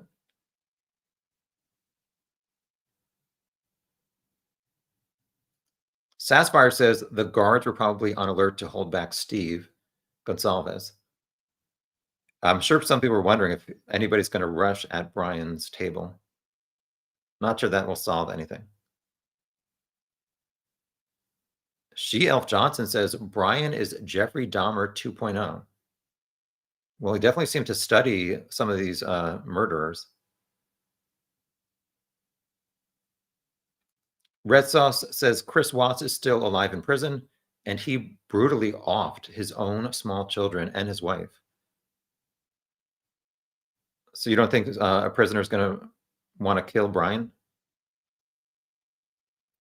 With what we know of his quote-unquote personality, I doubt he's going to really be making a lot of friends. So I guess time will tell what's going to happen to Bryan in prison. Mustang, does anyone remember the victim statements at Jeffrey Dahmer's trial? One lady would have attacked him if the police had not stopped her. I've seen a few things where maybe a victim, a family member did try to attack the defendant. And what's coming to mind is, wasn't there like a defendant in Las Vegas at a hearing? He jumped up really high to attack the judge it wasn't a sentencing, it was just like some random hearing. That was pretty crazy.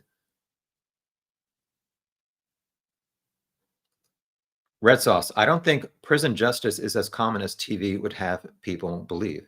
Yeah, I mean, there's been so many famous murderers, and not very many of them were killed by other prisoners at a later date.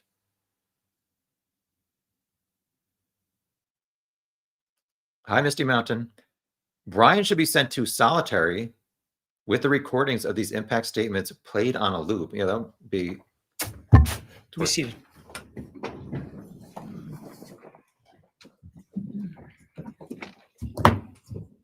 All right, Ms. Jennings. Thank you, Your Honor. The next family is the family of Xana Kernodle. And first would be Jasmine Kernodle, Xana's sister.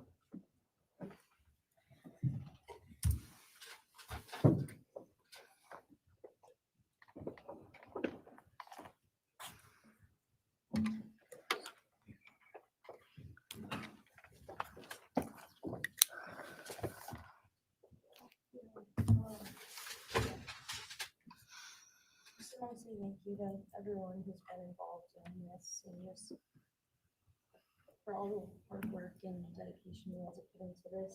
I also want to thank everyone for the support and just my family and friends who've been around through this time. I went back and forth on whether to speak today because the truth is you don't deserve power over my feelings, my words, or me. Thank you. In the end, I realized this moment isn't about you. It's about justice for Xana, Ethan, Kaylee, and Maddie.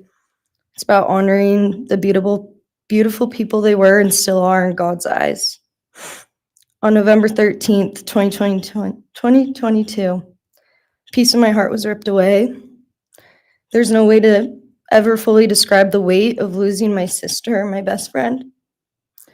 No sentence or punishment will ever come close to the justice Xana, Ethan, Kaylee, and Maddie deserve. Xana was everyone's best friend. She was kind, she was funny. She was a gift to each person she was able to make an impact on. Xana was someone I turned to when I needed direction or advice. Although I am her older sister, I often found myself looking up to her. She had a radiant energy that everyone loved, and she always knew the right way to approach a problem. She knew how precious and special life was, and she truly did live every day to the fullest. Yet her story was cut short by an act of evil. I believe in a God whose justice is not bound by this courtroom. I find peace knowing that judgment ultimately belongs to Him. For your sake, I hope one day you feel the full weight of what you did. I hope you take accountability. I hope you truly experience the guilt and you surrender yourself to Jesus Christ. Because no punishment on this earth can ever compare to the isolation and pain of eternal separation from God. Xana deserved more. They all did. But I come here to say this. I am strong. I am brave. I'm a fighter, just like Xana. And you don't get to control how I move forward or what I believe. I walk with the comfort of knowing I will see my sister again.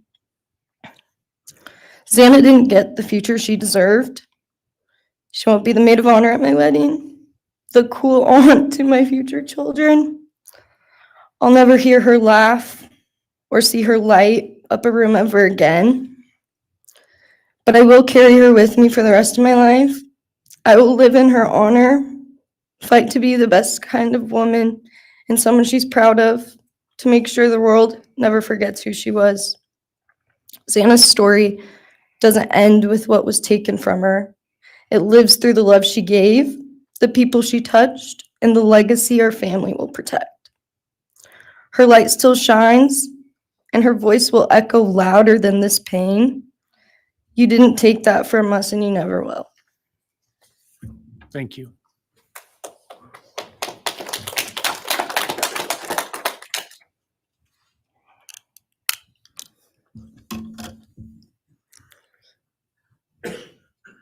I just want to say before I start, I'm Xana's dad, Jeff Kernodle.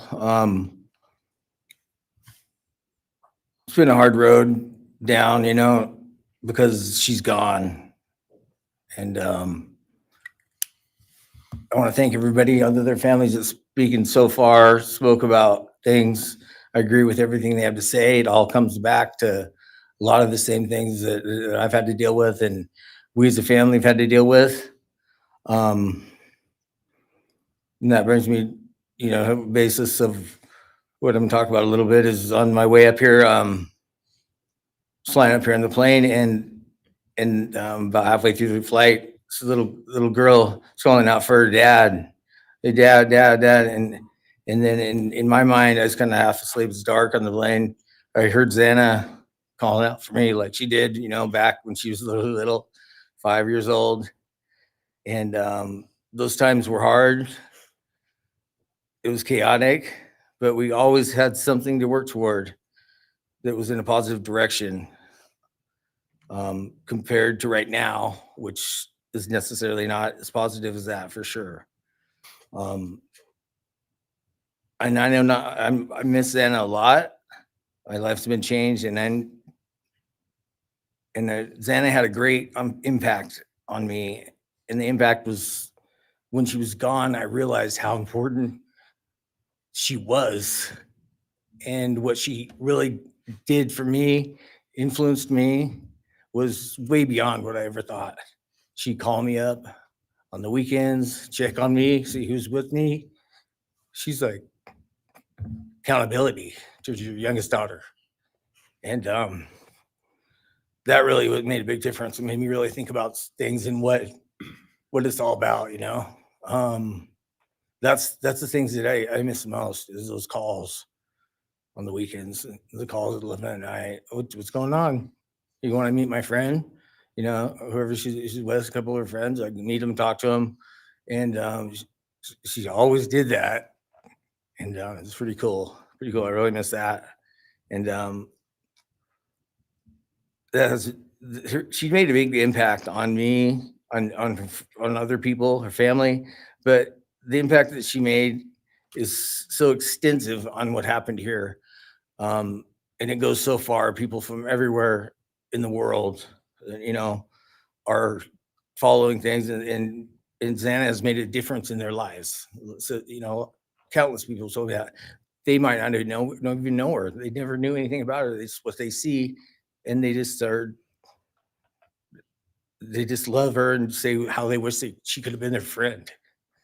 Could have been their friend, could hung out, and it's like, this is a blessing, this is the little kid was, and definitely was a big blessing in my life, and so is Jasmine, and basically, we worked hard to do the things we did, through the times they were growing up, and through those times, I realized that I wanted both of them to graduate college, and that'd be the ultimate thing for them to do to prepare for the world. Then it came back to me. Xana didn't get to finish college. He had it all figured out, and this all came back to me when I was there, and that little girl was on the plane doing that. It's like where I was going, what I was going here for. And then I just realized and thought to myself about the wonderful life that she had and we had together. And I still get to have with Jasmine, but that's the part that really counted. It's the part that really counted, is those memories And those are what I have left, the memories with her and the ones I can make with her and the life that I can go on with now, which is what she wants. And I say that in present tense because that's what she wants, because I've been told that, you know, I've been countless ways that she's out there and has a way to communicate, which I'm very grateful for.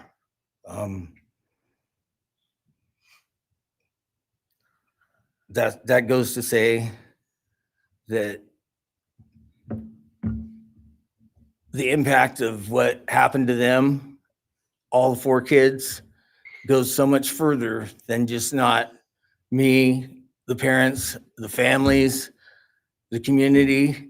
It goes so far because a lot of kids, you know, in the colleges, just for an example, they locked their doors now. The door wasn't locked in the back. You know, at Penn State or wherever it was, all the colleges I know that I've heard, they all lock their doors now. So maybe the impact that it's going to make is going to help out and maybe protect some people. Having this outreach and having the influence of what these kids, what happened to these kids did, you know. All I know is I was 7 miles away when it happened, and she wasn't feeling that good. It was 11:30, and I almost went over to Susanna's to say, and I would have been sitting right there in that couch, and you had to deal with me. So they would have had a chance, and I regret that, and I regret not going. But the reason why I didn't is because Xana said, "Don't be drinking and driving. You have to rent a car. Don't be drinking and driving." You know, the week before that, so she was she would have been mad at me to do that. But I really wish I would have drunk and drove, you know, because they would have had a chance, all 4 of them.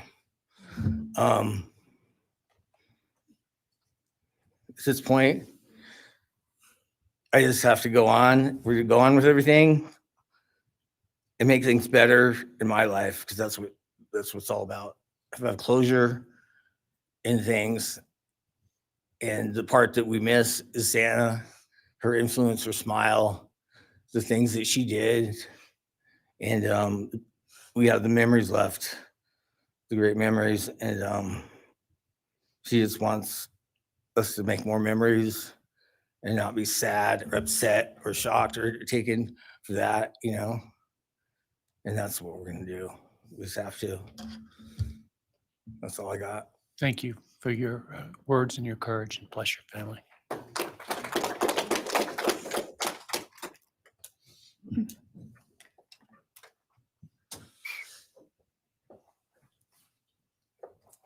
Next, Kim Kernodle would like to address the court.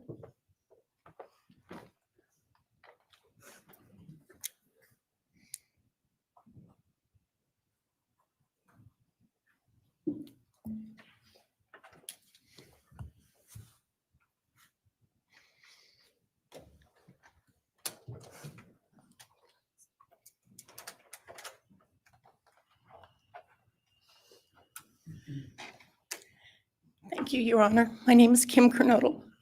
I am Xana's aunt.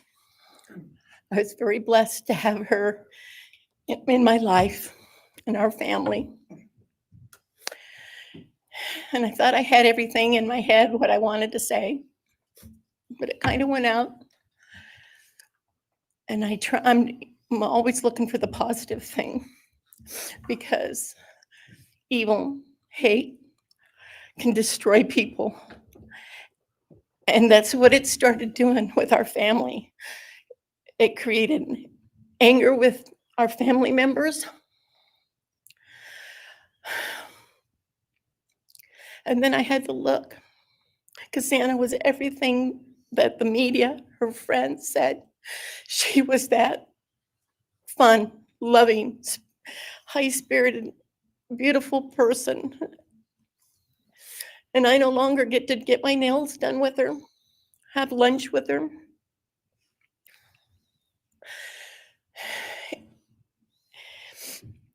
Sorry. But how I look at it now is this tragedy, this horrible tragedy on all of the 4 children, has brought us closer. You united us with your actions. We're united now, and we're stronger than ever. We have family and friends now that we never knew we had. And, you know, this is probably going to bother everybody, but Bryan, I'm here today to tell you I have forgiven you because I no longer could live with that hate in my heart. And for me to become a better person, I have forgiven you. And anytime you want to talk and tell me what happened, get my number. I'm here, no judgment, because I do have answers or questions that I want you to answer. And I'm here. I'll be that one that'll listen to you. Okay? Thank you, Your Honor. Thank you very much. My name is Stratton Kernodle, and I'm Xana's uncle, Jeff's brother. Sitting here today listening to all the stories and feelings and feeling the pain from everybody is a pretty powerful thing. It's each time a statement was read, it sort of would tug into my center core as I felt everybody's anguish. And Xana meant a lot to us, and we loved her very much. But I started thinking about, instead of rehashing everything that everybody else has talked about, I wanted to direct it another direction toward Bryan and what he's done to his family, his parents, his siblings, his friends, his universe. He has contaminated, tainted their family name, and pretty much made a horrible, miserable thing to be ever related to him. And I know that that's what he has to live with, and that has to be his pain. And that's all I have to say. Thank you.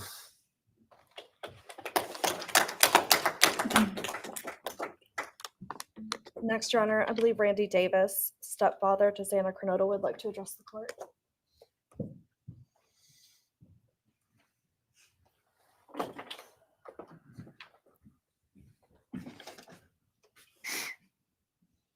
Hi, my name's Randy, stepdad of Xana. I just feel the same way we all do. All of us are united because of something that happened. And I'm grateful to know and have met some new family because of this awful event. But this is probably the last time we're all going to be in the same room together. Let's be real. So I can say, I love you all, and I feel your pain. And just God bless us all, you know, just get through it. I had stuff wrote up. It was probably best I didn't read it out. Probably get kicked out of here. So, you know, I'll share one thing to you guys, not to you, with Xana. So I was working in North Dakota and came home, and Jazzy and Xana had taken our son Elijah and put him in a dress, makeup, and it was awful, you know. I was like, I don't know. She was funny. I told her she'd be in the movies and be somebody great one day like that. And now she is just above us as an angel with all the other beautiful kids. So let's hold that to our hearts, because this evil thing is not going to take nothing from us. You, man, I don't know what my limits are here, but I'm really struggling, dude. I am struggling. So I want to just be out in the woods with you, just so I can teach you about loss and pain. I love God. I wouldn't take your life. That's up to him. But I guarantee you, you are weak. God, I would just give a moment, man, 5 minutes out in the woods. Oh, man. Ooh. You're going to go to hell. I know people believe in other stuff. You're evil. There's no place for you in heaven. You took our children. You are gonna suffer, man. I'm shaking because I want to reach out to you, but I hope you feel my energy, okay? Go to hell.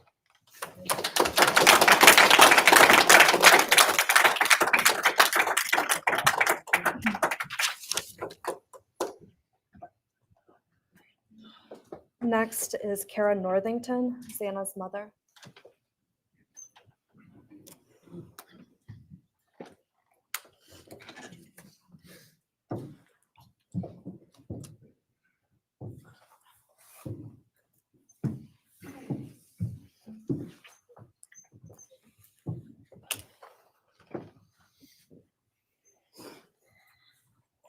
I'm Kara Northington. I am Xana Kernodle's mother. This letter is to you, really, but it is for my daughter, who was murdered by you.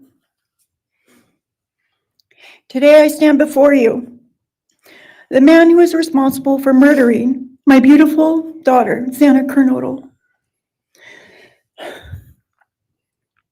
My daughter was beautiful both inside and out. She possessed love for those around her and had a light so bright it will live on forever in our hearts.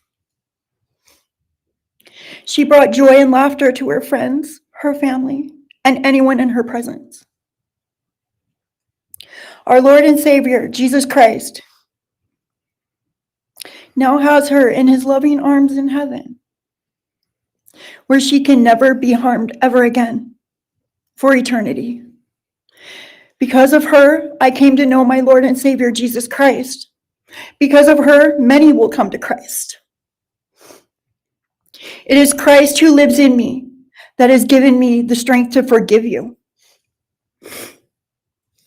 It was of no power of my own. In return, the Lord has filled me with joy, hope, and peace that surpasses all understanding. Jesus has allowed me to forgive you for murdering my daughter without you even being sorry or asking for this. This is only possible because he who lives in me is greater than any evil in this world. For God hath not given us the spirit of fear, but of power and of love and of a sound mind. I do not fear you or even let you rent space in my head anymore. This forgiveness has released me from any and all evil you have inflicted on me and my family. It has allowed me to let our Lord deal with you. You have accepted a deal that will prevent you from receiving the death penalty. Nothing man can do to you can ever compare to the wrath of God. Inevitably, you will stand before our Lord and will have to answer to him over the sins you have committed in murdering our children. I pray you come to the end of yourself before that day. Whether you like it or not, heaven is for real and so is hell. The innocent life of Xana that you stole from myself and my family, and the destruction it has caused. I am washing my hands of you and turning you over to my Lord and Savior, Jesus Christ, whom vengeance belongs to. In closing, I want to read a passage from the Bible, Ephesians 6, King James Version.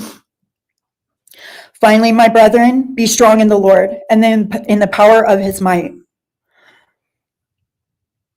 Put on the whole armor of God, that ye may be able to withstand the wiles of the devil. For we wrestle not against flesh and blood.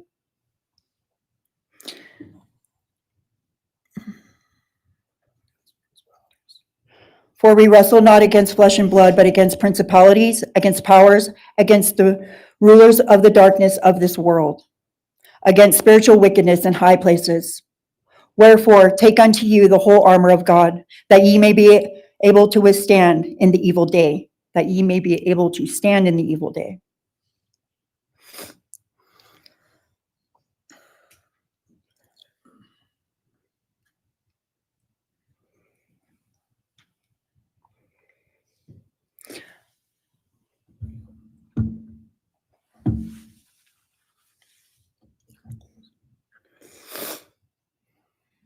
I'm not going to share memories of Xana or any more of the goodness of her with you, because I do not want that to be in your head.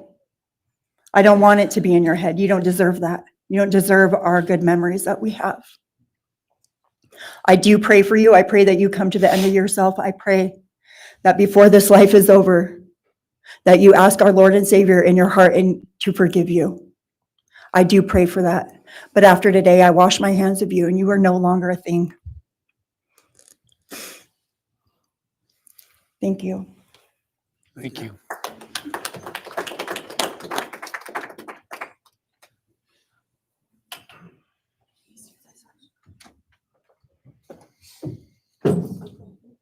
I don't believe the state has any other victim impact statements.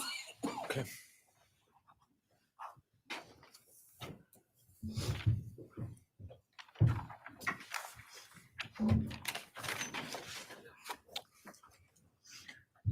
All right, stake and argue.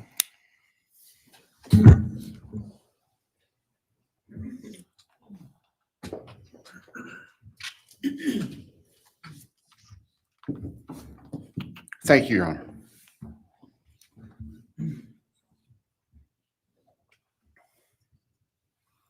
Just as a housekeeping matter to start, there will be the issue of restitution. That is, the documentation is being gathered, and we ask the court would defer that for 30 days so we can present it in an orderly fashion and make sure it's comprehensive for everyone. Any objection to leaving restitution open in 60 days? All right. Thank you, Your Honor.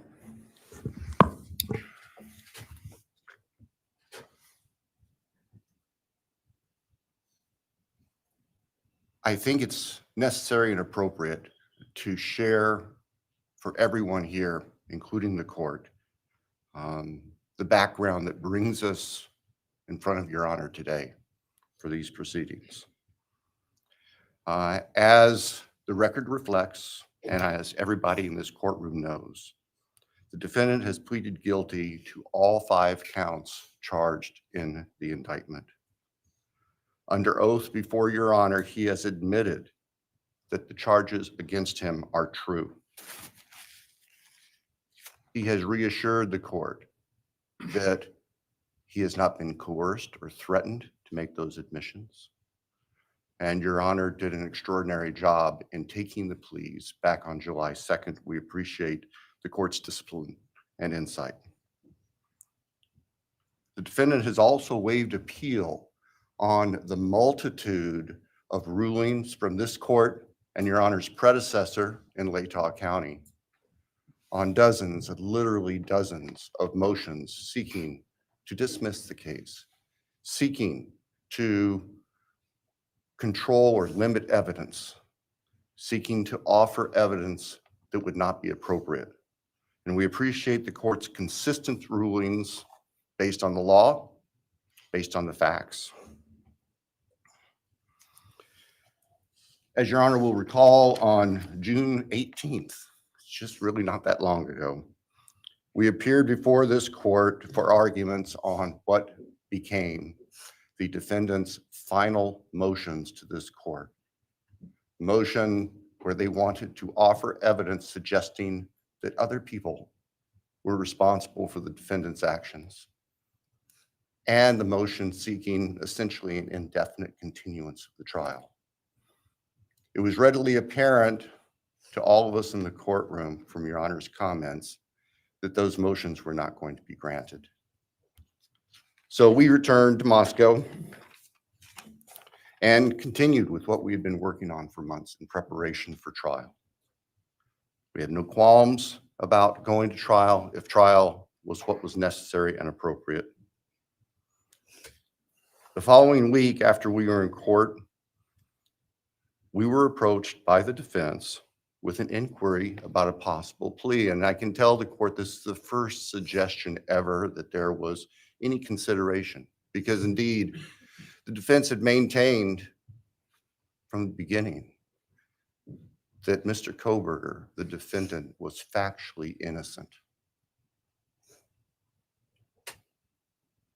It's clear that the reality of the evidence and the case that had been investigated and prepared and that we were ready to present in court became a reality. Our reaction, among other things, was to reach out to all the families. And in fact, later that week, on Thursday and Friday of that last week of June, we met with representatives by teams, virtual meetings, with representatives of all the families. And we talked about the status of the case and the upcoming trial and things that related to the trial. And we also let them know that there had been an inquiry about whether there might be an offer for a plea. And we asked the family members for their thoughts and feelings. And they were candid. And they have been candid since, and we respect that. And we understand, recognize, and acknowledge that there was a difference of opinion among representatives of the different families. We understand that. One of the challenges of this case, one of the unique things about this case is we have multiple victims, each unique unto themselves, their families and friends unique unto themselves, and all of them entitled to their opinions, all of them entitled to their thoughts. Over the following weekend, our prosecution team, very skilled attorneys who were personally as well as professionally deeply invested in this case, met. And we talked, and the decision was reached. Well, to start with, were there to be any sort of plea offer or discussion, there's only one possibility. And that would be for the defendant to plead guilty straight up to all charges. There would be no bargaining about counts. There would be no bargaining about reduced sentences.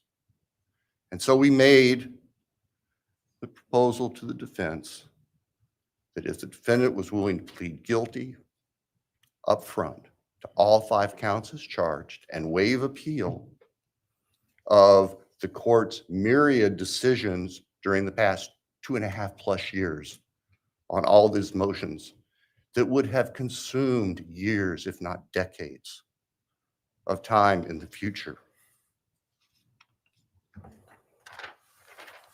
By the end of the weekend, we were notified the defendant was prepared to plead guilty as charged and factually acknowledge his responsibility in court for these horrible crimes.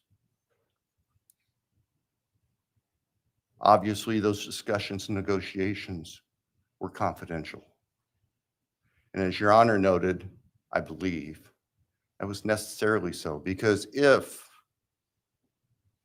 the defendant had decided not to plead guilty, it would have been devastating to our jury pool for there to be public information that there had been consideration by either party to a plea resolution. And protecting the prospective integrity of a trial after so many years was paramount. So the end of the weekend came. We notified the victims' families of what had occurred. I recognize and acknowledge personally, and I respect the fact that of these fine, suffering people here, not everybody agreed with the decision we make. I accept that. It's my responsibility in the end. I recognize that that's the duty of the office that I hold.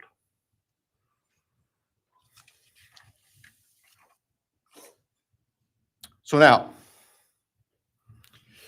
it is time for the judicial system to impose final judgment and close the door on this chapter of these tragedies.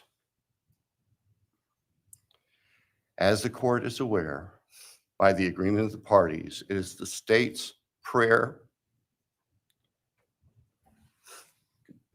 Perhaps have the Elmo police turned on.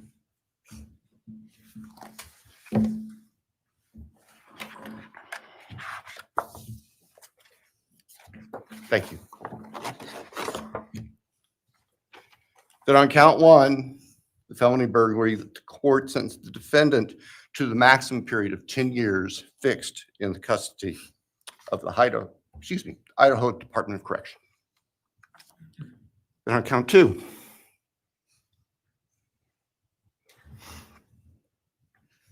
that the court sentenced the defendant to fixed life for the murder of Madison Mogen. On count three, that the court sentenced the defendant to fixed life for the murder of Kaylee Goncalves. On count four, that the court sentenced the defendant to fixed life for the murder of Xana Kernodle. On count five, that the court sentenced the defendant to fixed life for the murder of Ethan Chapin. And the state further prays that these sentences be ordered to run consecutively, back to back, not at the same time, to recognize and respect the unique individuality of each of these beautiful young people whose lives were taken brutally and for no reason.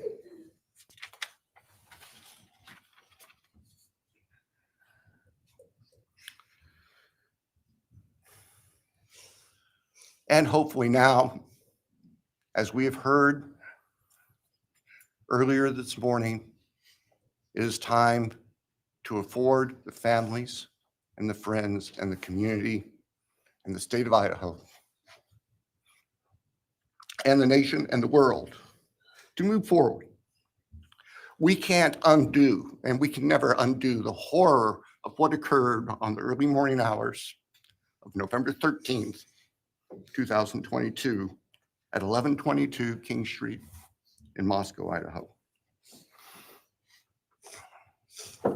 For a long time, the presiding district judge in Latah County was John Stegner, who eventually became a member and a justice of the Idaho Supreme Court. And Justice Stegner often observed that even God cannot change the past. But everyone in this room has the ability to take themselves forward. And we want the judicial system to afford them the opportunity today to do that. From today forward, our memories should be focused on these innocent victims whose lives were taken, on their families, on their friends, on the community. The court has heard discussion, talk today, reminiscences today about a special family that our victims shared, not just their natural, legal, and biological families, not just their university family within their sororities, for example.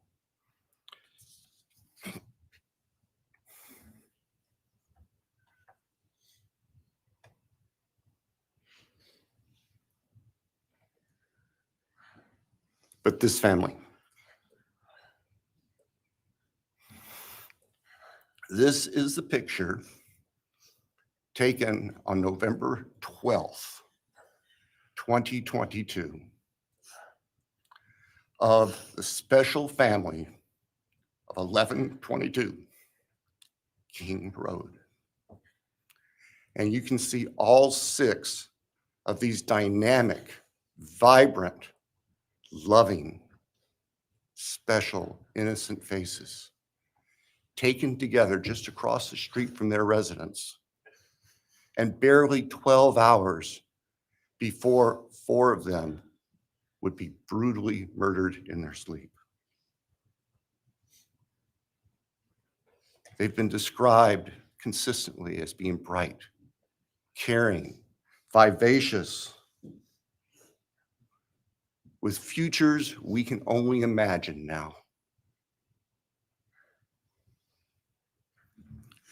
But they were, and they remain, a special family that I think we should all recognize and appreciate.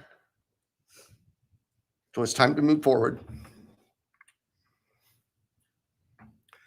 There have been a number of statements directed specifically at the defendant today. I have one last thought. After Your Honor imposes judgment and sentences the defendant to spend the rest of his life in prison, in other words, sentence the defendant to die in prison, he's going to stand up in the belly chains and leg irons that he's wearing today. And he's going to be escorted into the custody of the Idaho Department of Correction. And the door will close behind him forever. That is the closure that we seek,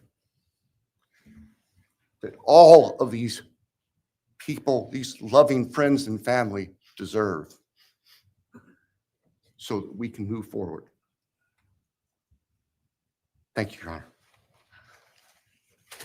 Thank you.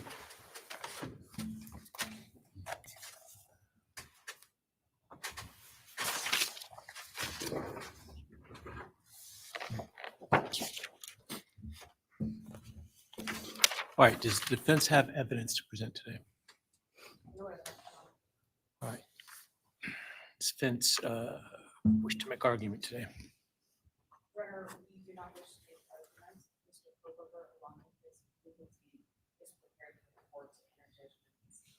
All right, Mr. Kohberger, you have an opportunity to make a statement if you wish to. I take it you are declining.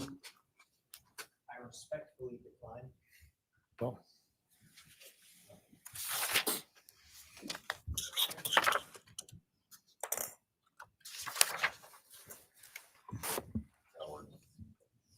please. All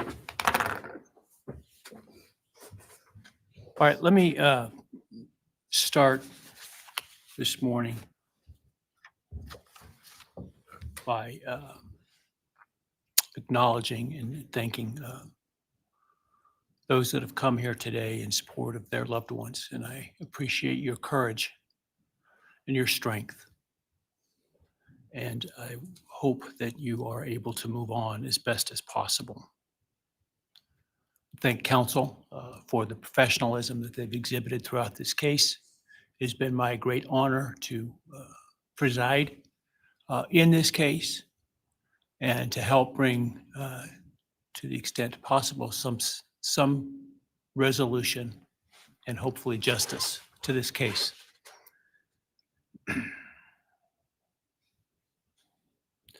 During the quiet morning hours of November 13, 2022, a faceless coward breached the tranquility of 6 beautiful young people and senselessly slaughtered them, 4 of them. Who committed this unspeakable evil was unknown for several weeks, but due to the killer's incompetence and outstanding police work by numerous local, state, and federal law enforcement agencies, the person that slithered through that sliding glass door at 1122 King Road now stands before the world and this court unmasked. This unfathomable and senseless act of evil has caused immeasurable pain and loss.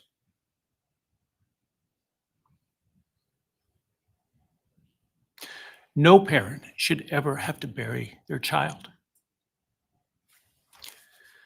This is the greatest tragedy that can be inflicted upon a person. Parents who took their children to college in a truck filled with moving boxes had to bring them home in hearses lined with coffins.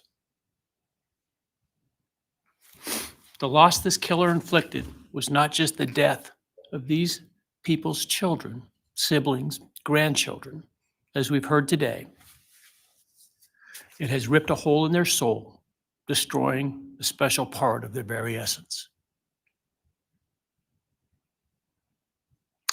Any person who is a parent defines themselves foremost as such.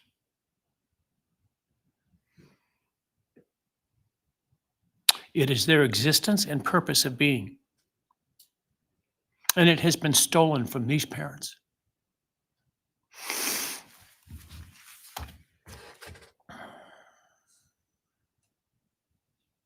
None of us have experienced the loss these victims have in the unspeakable way that they have. And therefore, none of us can, nor should we, question the way in which they have handled their loss. Whether that be in private mourning, removed as far as possible from this media circus, or in front of a camera demanding retribution with the loudest megaphone. I've listened intently to the stories and pain that have been shared today, with great awe at the courage and resilience of the surviving family members of those wonderful children. I've listened also to the surviving roommates, both in person and through their friends. And I can't think of how, frankly, courageous they have been despite the hell that they have faced by uncaring people who have come up with all kinds of crazy theories about two kids simply being kids. The parents, siblings, and other family members who have spoken today are designated as victims in our legal system. But going forward, I hope that they can shed that label, as it gives too much power to the evil that condemned them to that role. They are and should be known as survivors, fighters, and foremost as witnesses to the tremendous lives of value and unbounded promise of these four young people. But those speaking today and those who did not speak, but who carry the same burden, this same loss, now carry forward the memories of these now perpetually young people, these forever children. These survivors carry the responsibility of ensuring that the voices of these children, Maddie, Kaylee, Xana, and Ethan, are never forgotten, and the positive impacts that they have had on so many lives are never minimized, and that the love they shared, the light that they shined onto others is forever celebrated. As we sit here today, this case is ending, and we are now certain who committed these unspeakable acts of evil, but we don't know, and what we may never know is why. I share the desire expressed by others to understand the why. But upon reflection, it seems to me, and this is just my own opinion, that by continuing to focus on why, we continue to give Mr. Kohberger relevance. We give him agency and we give him power. The need to know what is inherently not understandable makes us dependent upon the defendant to provide us with a reason, and that gives him the spotlight, the attention, and the power he appears to crave. Yet even if I could force him to speak, which legally I cannot, how could anyone ever be assured that what he speaks is the truth? Do we really believe, after all of this, he's capable of speaking the truth or of giving up something of himself to help the very people whose lives he destroyed? Rather, I suspect the so-called reason would be dished out in enticing, self-serving, and aggrandizing untruthful bits, leaving people wanting more in power he seeks to hold. Even if we could get truthful insight into his why, I suspect it would not in any way quench one's thirst for actually understanding why in the first instance. because there is no reason for these crimes that could approach anything resembling rationality. No conceivable reason could make any sense. And in the end, the more we struggle to seek explanation for the unexplainable, the more we try to extract a reason, the more power and control we give to him.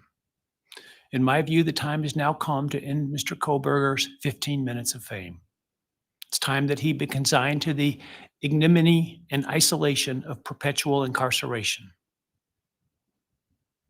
I know there has been concern about him collaborating on books or movies or other media projects, and I truly hope that someone does not stoop to affording him this spotlight that he desires in the name of clicks, royalties, or profits. While criminal behavioralists should study him away from the spotlight in an attempt to prevent other would-be killers from acting on their worst impulses, there should be no need for that to spill over into the public eye. The great Idaho jurist Edward Lodge was known for trying to find something positive about every person he ever sentenced. And with over a half a century as a trial judge, that was a lot of people. This was often challenging, and I recall in one case he said that the best he could come up with was the defendant had good penmanship. Truth be told, I'm unable to come up with anything redeeming about Mr. Kohberger because his grotesque acts of evil have buried and hidden anything that might have been good or intrinsically human about him. His actions have made him the worst of the worst.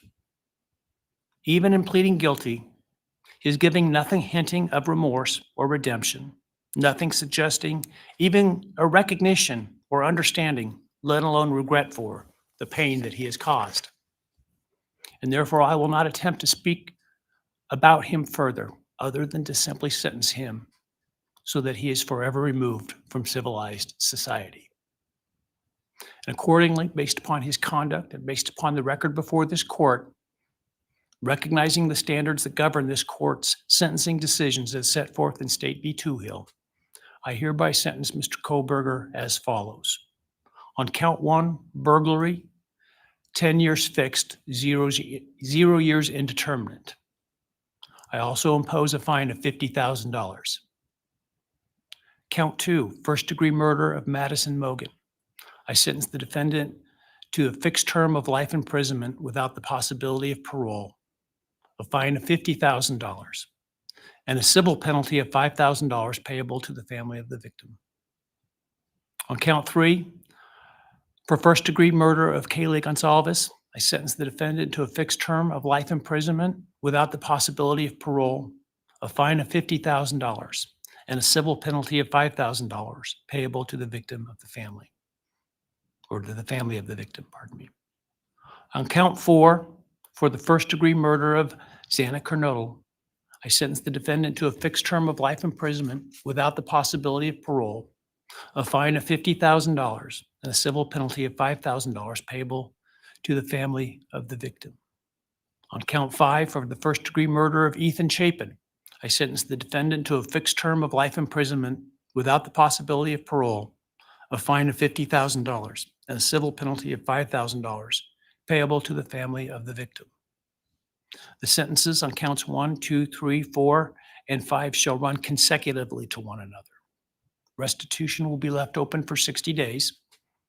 Defendant will be required to submit a DNA sample and a right thumbprint impression to the Department of Corrections and comply with the DNA Database Act. I remand the defendant to the custody of the Idaho State Board of Corrections for to be imprisoned in an appropriate facility in execution of the sentence where he will remain until he dies. Though you have waived your right to appeal, you do have a right to file a notice of appeal, and any such appeal must be filed within 42 days of the date of the written judgment, which will be entered shortly hereafter. Though the appeal, you should be aware, may be deemed a violation of the plea agreement, and so I certainly suggest you discuss that with counsel if that is your desire. I ask the media and public present to allow the families to be escorted out first before they leave. Again, thank you to everyone for your stories today. I am strengthened by them, and I am encouraged by your humanity and strength. And God bless you. We're adjourned.